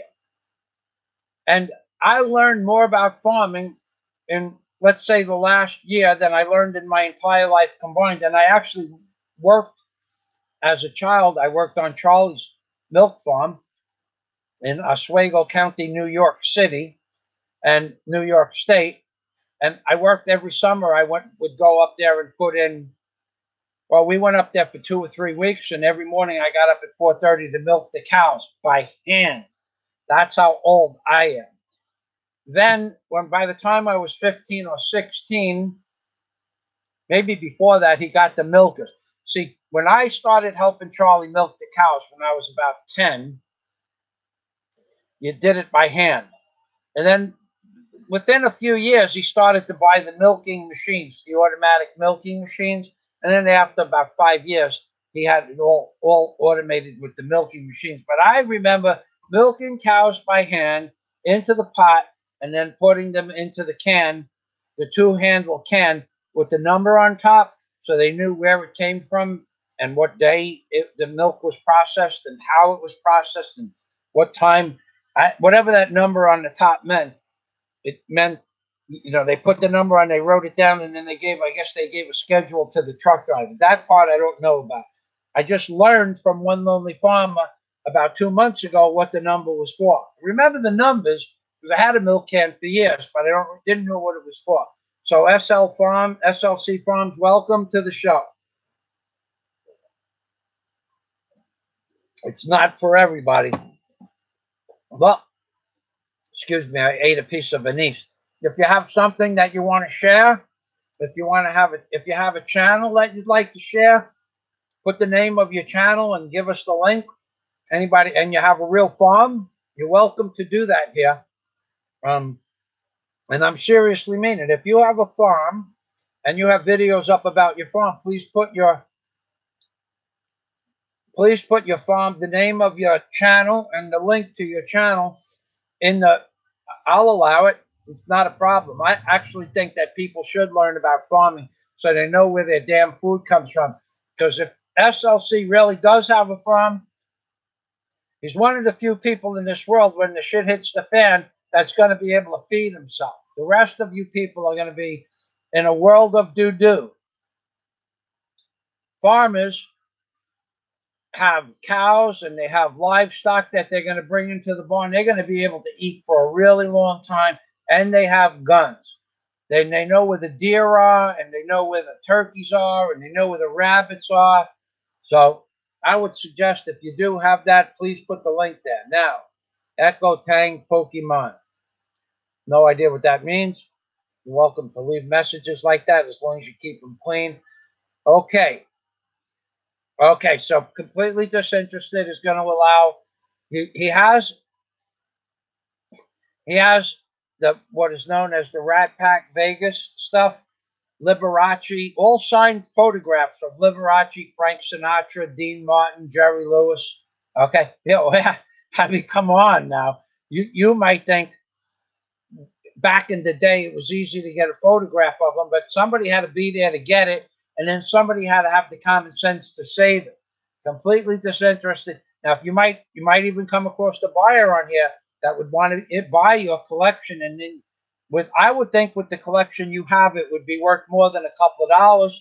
Might be able to, because if you're going to move to a sailboat, giving that stuff to your kid, I wouldn't do it. I wouldn't do it. Then nobody's going to take care of that kind of love, give it that kind of love that you do. Yeah, Scott. Anthony's a cool dude. You'll like his channel. Charlie Tank, what's wrong with my stream is we have such garbage internet in the Philippines. I have a live wire, a solid wire hookup, not Wi-Fi. And this is as good as my stream will get. Has nothing to do with my computer. Has nothing to do with the bandwidth, I'm supposed to be supplied enough bandwidth to give it a good stream, but I'm not. I never am. I'm never going to get one. Every once in a while, at 2 or 3 o'clock in the morning, if I talk to somebody on Skype, I get crystal clear stream. But other than that, the stream is garbage here. Internet is in the Philippines. We'll go into that conversation. Internet in the Philippines sucks. Don't make any bones about it. It all sucks. Not like America. Phones here suck. You're either a Globe member, a Sun member, or a Smart member. They have 3 different phone companies for your cell phone, which is total bullshit. Okay, so that means if you have a Globe cell phone and you want to call a Smart number, it costs 8 pesos a minute, or 16 cents a minute. Vice versa, Smart to Globe, or Sun to Globe, or Sun to Smart. Okay, 8 pesos a minute to call another carrier. You can text them, and it costs 1 peso to make a text. So if you put 10 pesos in the phone, it only lasts, the load lasts for 2 days. So if you make 10 texts, it costs you 20 cents. 20 cents is a half hour's pay for a hardworking man in the Philippines, or woman. They rape these people here. You can get unlimited. It's $7 a month, but that's 350 pesos. That's more, almost an entire day's pay for a laborer or a secretary in the Philippines. So you're paying an entire day's pay to have a phone service, unlimited calls and unlimited texts. You pay an entire day's pay. So that would be the equivalent of having a cell phone plan in America, and that plan costs you $150 or $200. That's ridiculous. They're raping these people here. Completely disinterested. Good night, all. Thanks again, Michael. You're welcome, Miss Anthony. Have a great day.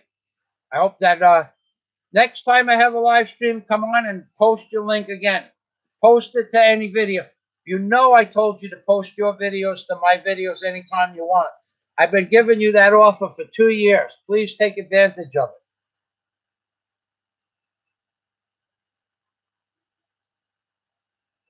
We need to reload the drivers off my cam. I don't know how to do that, John Boone. Okay, Scott, good night. Psychosoft, have you tried satellite internet? Oh, yeah. Oh, yeah, we tried satellite. You can kiss your ass goodbye on satellite.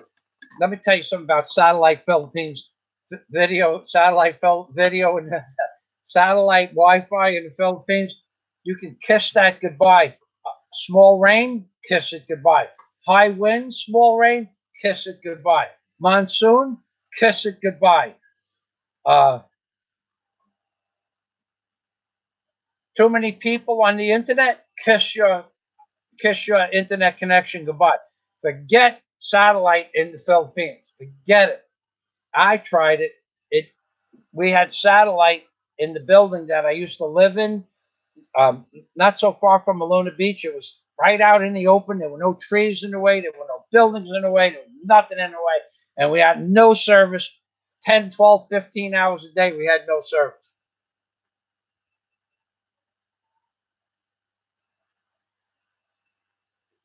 All right, ladies and gentlemen, I don't know how long this live chat's been going on.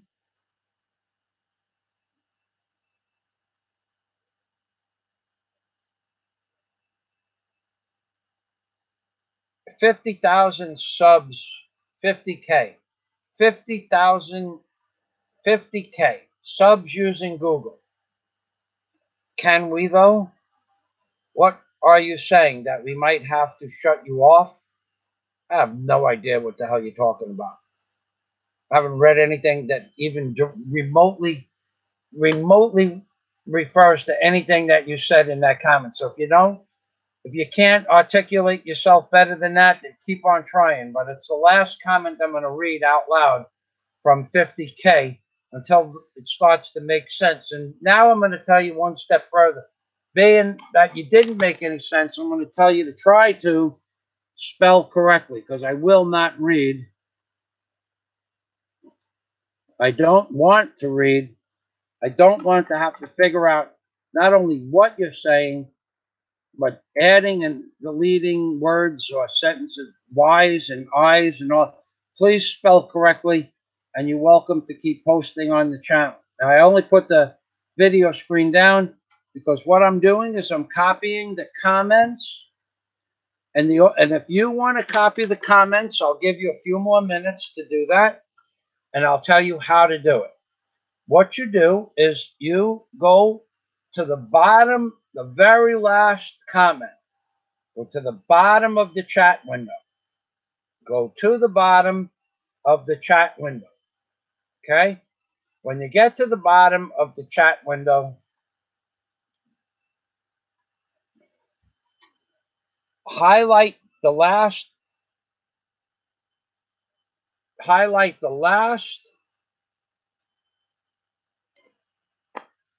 the very last, hold on. This is a little bit more. Okay, right. Okay, wait. I just have to close this for a little bit. Yeah.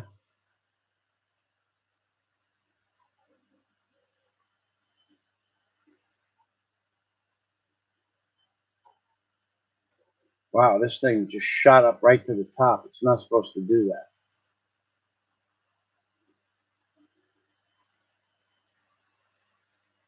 All right. Okay, we're down at the. All right, I have to. I also take screenshots of people who give me super chat money because I like to make super chat dinners. Donate the super chat dinner to the people. In this case, Merry Christmas 2.0 did $22 in super chat today. Pamela Kerr did a $20 super chat a while back. Yesterday is, I think it was yesterday, as a matter of fact. And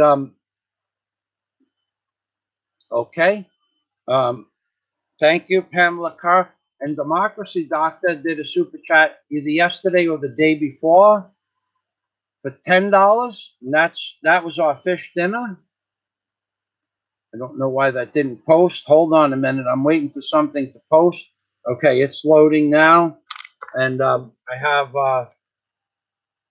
Merry Christmas 2.0 highlighted. I'm waiting for that picture to appear on my Word document.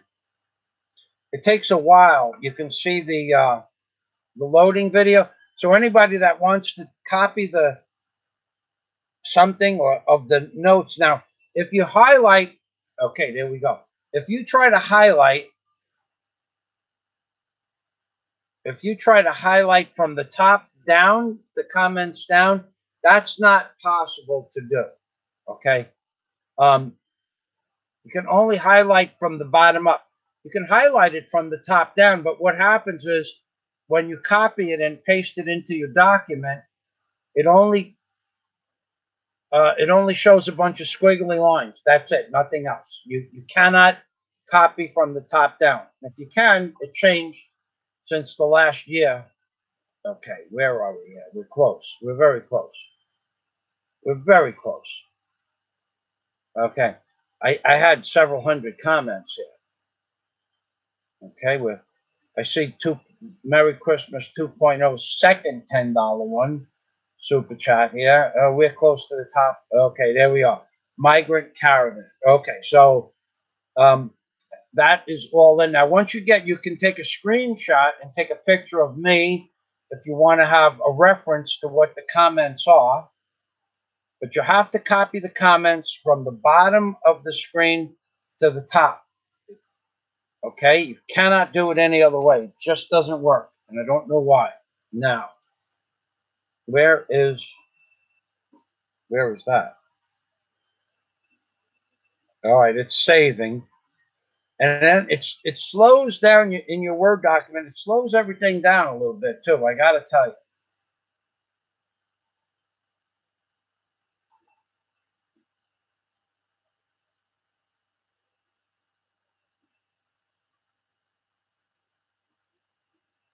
Now I'm a little bit lost here.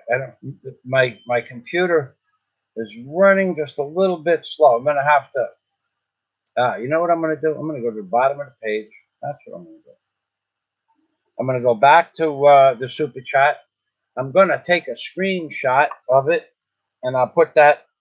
Then I take the second screenshot and put it at the bottom of the page, so I know that, in fact,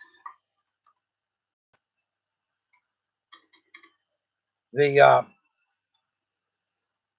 chat started at some place and ended someplace else, and that window is the bottom window that I refer to for the super chat donation. So we have, I'm not going to do both of them, but I do remember Merry Christmas 2.0, $22 today in super chat monies. Thank you. You are still with us. Thank you very much. Now I'm going back to the live stream, and I'm going to say goodbye. Unless somebody has a serious question that I can help you with. Oh my God. Okay, so we can't do that yet. Okay. Jeff Stiglitz. Yeah. That face on you. Jeff Stiglitz just did a $60 super chat. So am I to believe, Jeff, that you read Psychosoft 1's comment and would like Daisy and I to go to a 5-star hotel for one dinner?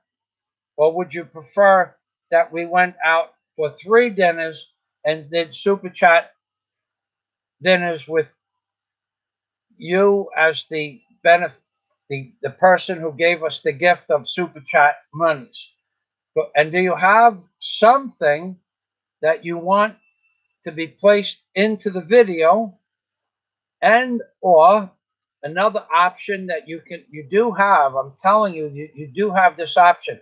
If you would like, for that type of a super chat donation, I have a list of about 110 Obama comedy videos that are not available on YouTube. They are all semi-private videos. I will send you that link. I will send it to you. I will send you an email directly to your email with the full onslaught of 110 videos that are no longer possible to be seen by YouTube. Okay? If you wish to call me and you want to talk to me on the telephone, and you live in America and you have a question about the Philippines, that's also an option that you are welcome to partake in. So let me get you some information right now. If you have a Facebook account, I will give you my Facebook account, and we can become friends there and share each other's telephone number. Okay? If you prefer, I can give you my Skype address also. It's not a problem. But typically, most people have a Facebook account, and from there, I can call you on Skype, and we can talk. Okay, if you have a request for me to do a video about what a 5-star hotel looks like, then I will give you a tour of a 5-star hotel. I will go seek the manager of one of 2 5-star hotels on the island, and I will show it to you. And if that's your choice for me to go, personally, I would prefer to distribute the wealth among several different restaurants, but it's up to you. So if you have a suggestion, please let me know. I'm going to give you my Facebook account link right now. If you have a Facebook account and wish for me to call you, send me your information. I will look at my Facebook account when I'm done with this video. Send me the information of your telephone number, and I will give you my phone number here in the Philippines, of course. I'll give you my landline and my cell phone line. So I know that you're a serious subscriber, and we do appreciate the super chat. That was over and above. So let me know what I'm talking on, what I'm babbling on about right now is how can I help you? What can I do personally for you? Do you have a particular part of the hall that you want me to go videotape?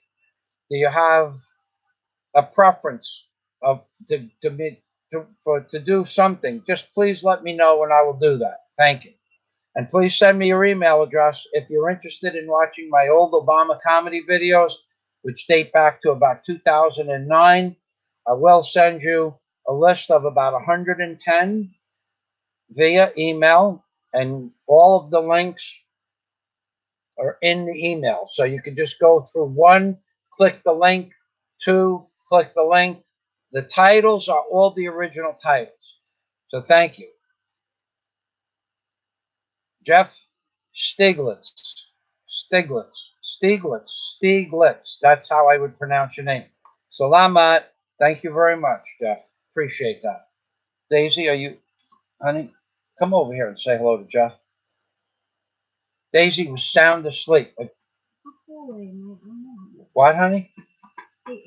Yeah, let them see what you look like when you wake up. She's drop dead gorgeous when she wakes up. Come on over here, honey. Jeff, Daisy would like to say thank you. Oh, you come over here. Okay.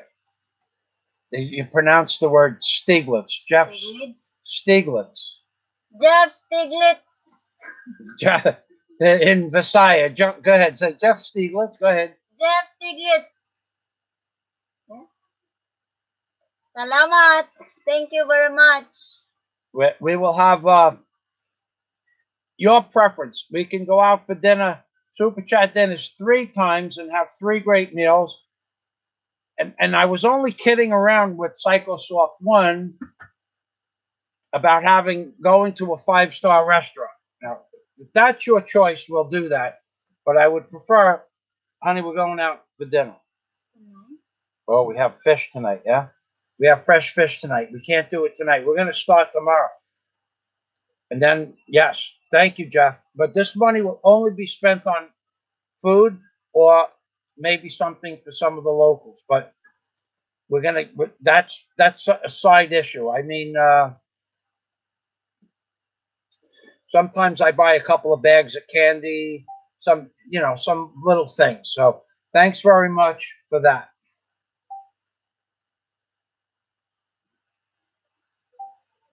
Okay, 50,000 subs using Google. Can we though? When you are living in the 1900s? I'm not sure what that means. Okay, Michael, I went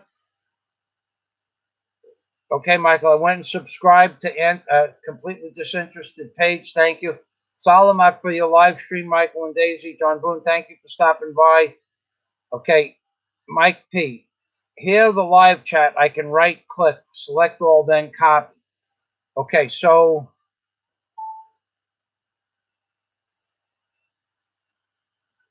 all right, let me Havoc Master Steve. Good, oh boy. Okay, Jeff Stiglitz. All right, hold on a second. Hold. Psychosoft. Yeah, rain does kill.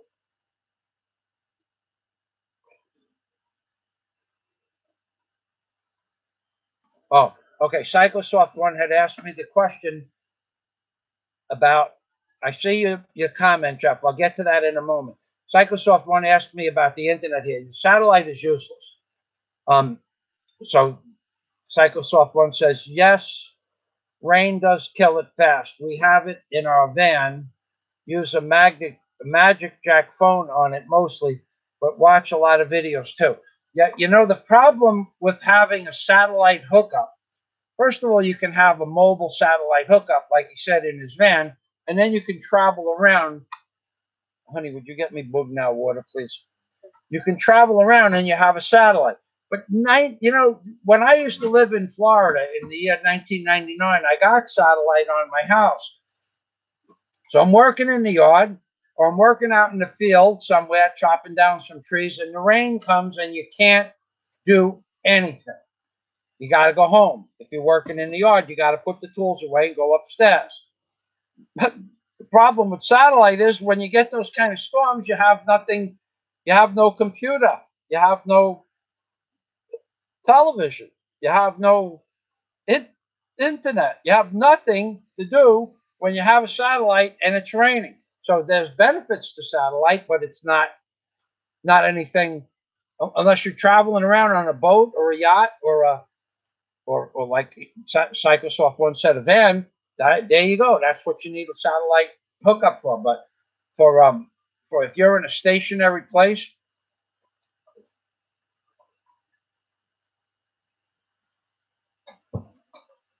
that can even be problematic too. If you live where there's a bunch of buildings, you can have a satellite, and then you need to spend $1,000 for an antenna to go over the building next door to you. So yeah, that doesn't work for me. When it rains, it's been raining every day. That's why the last 3 live streams I did, I got cut off. As soon as it starts to really rain hard, I don't know what live wire has to do with satellite, but as soon as we get a torrential downpour, the internet shuts off. Could be a bad box somewhere. I don't know. Okay, great chat sessions, Pamela Carr. Thank you. Thank you again, Pamela. Now, 50,000 subs using Google can be, though. My name is Googe. You're peeing on my Kool-Aid. Why would somebody post something like that? Okay, I read your comment. Psychosoft one, spell correctly, easy enough. Type correctly, impossible for me. Yeah, I only said it to that one guy so that he might stop. Okay, he might stop. Spell correctly, and I don't really care if he spells correctly. All right, now bye, Michael. From Samuel. Next time, see you, and we're going to check out a new page. Okay, Jeff Stieglitz. I see that's the super chat. Thank you. Let me know what I could do for you through my Facebook account. I will look as soon as I'm done here.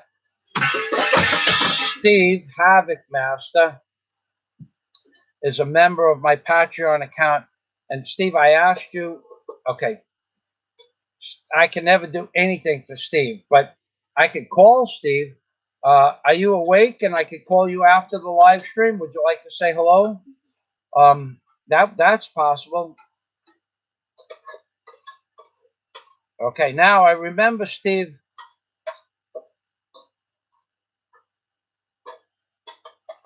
Jeff Stieglitz. I remember seeing a comment down towards the bottom, and now I don't see it. But you said it's up to me. Okay, yeah, here it is. Jeff Stieglitz. Whichever dinner option you like. I need no acknowledgement other than have fun. Thank you, Jeff. Thank you very much. That was nice. And that, I get embarrassed because I'm overweight, and I like eating out, and I really enjoy eating out. We don't eat out. When was the last time? Last week?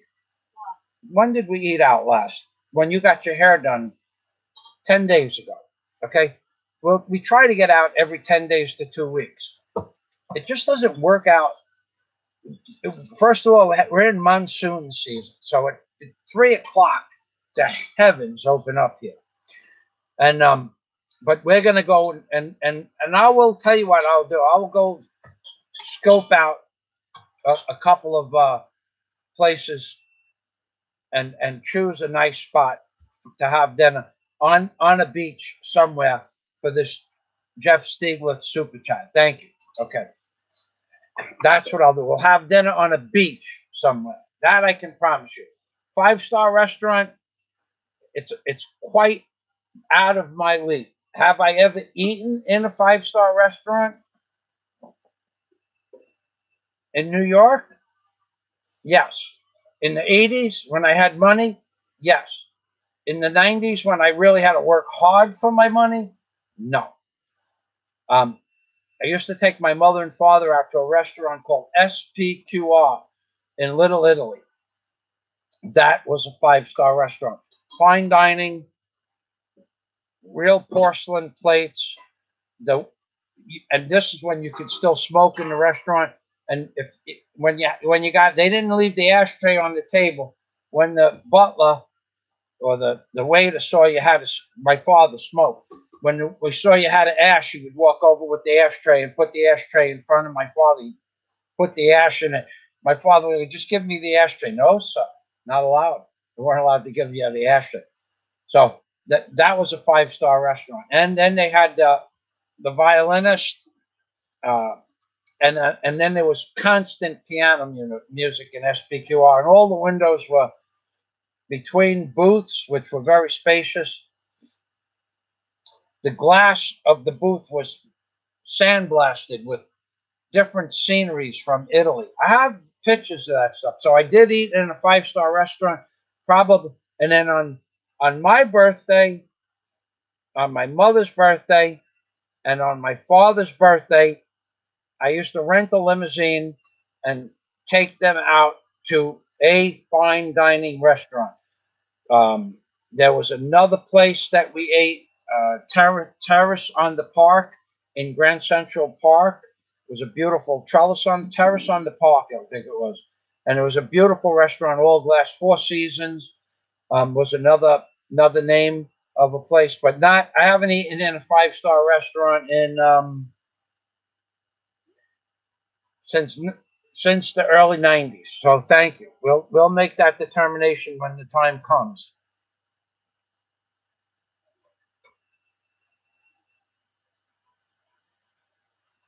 Okay. Bye bye, Pamela. Bye, Samuel.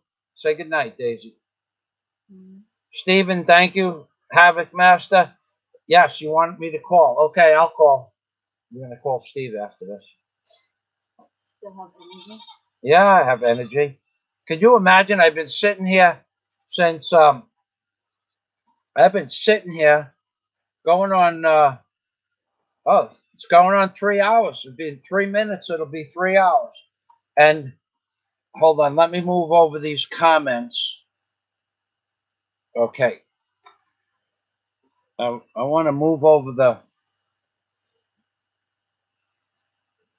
comments over to the picture of the super chat itself.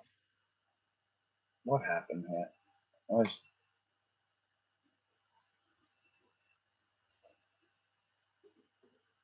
Why did that not happen? Hold on a minute. The computer is running very slow. Merry Christmas to you. I should avail that same offer to you. If you are still here, sign up to my Facebook account. I forgot all about that. I forgot all about that. That sounds ridiculous, but I do so many things off the top of my head with these live streams. I should have availed that same offer to you for the 120 Obama videos that I have on YouTube. So please, Pamela Carr, night, happy holidays. Thank you, Pamela.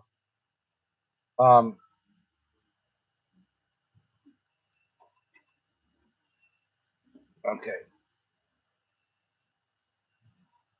Okay.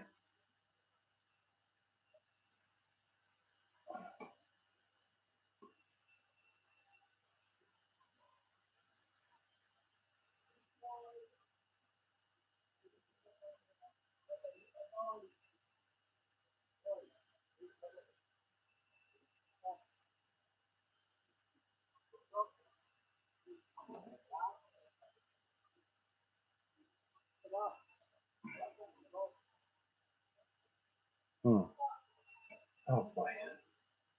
I'm having a little trouble here with my computer.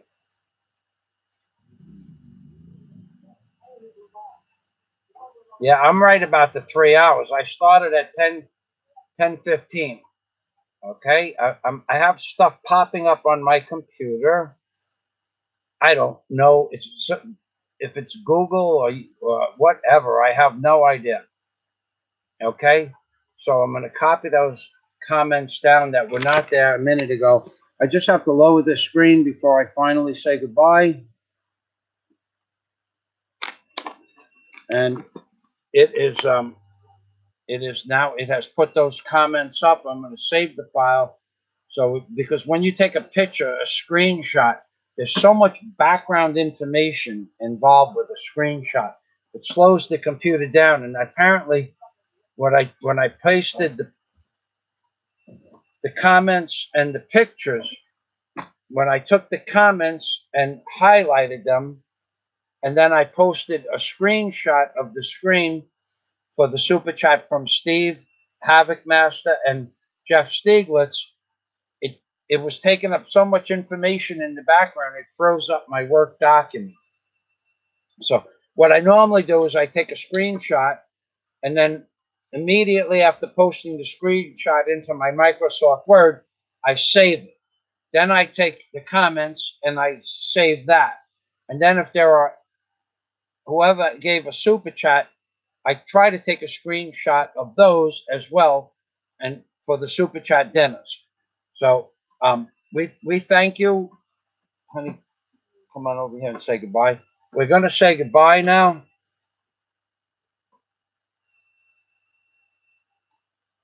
Okay. Okay. So this is, and after this, we're gonna post the Democracy Doctor super chat. If you're out there, video that we made of the fresh squid, 2 different sizes. Good. And we also bought fresh yellowfin tuna. Thank you. So this is Michael Fazio and Daisy May saying God day to everybody, and Amping Amping Permi from the Philippines, baby. Bye bye for now.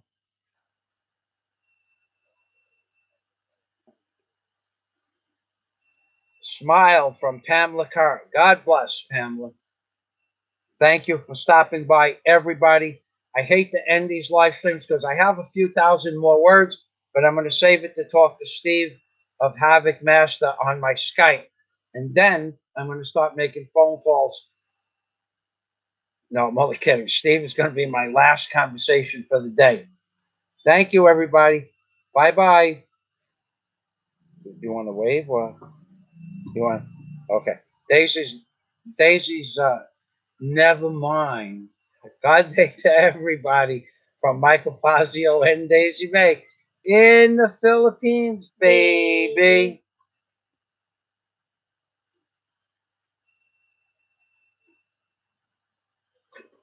Bye-bye.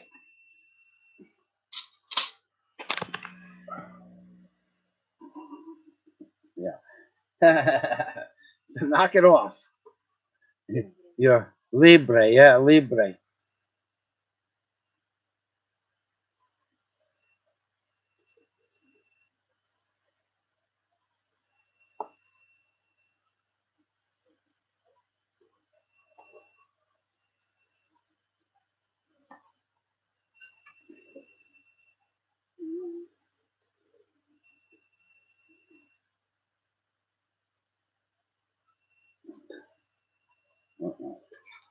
This has to be ended, yeah? This has to be ended by now.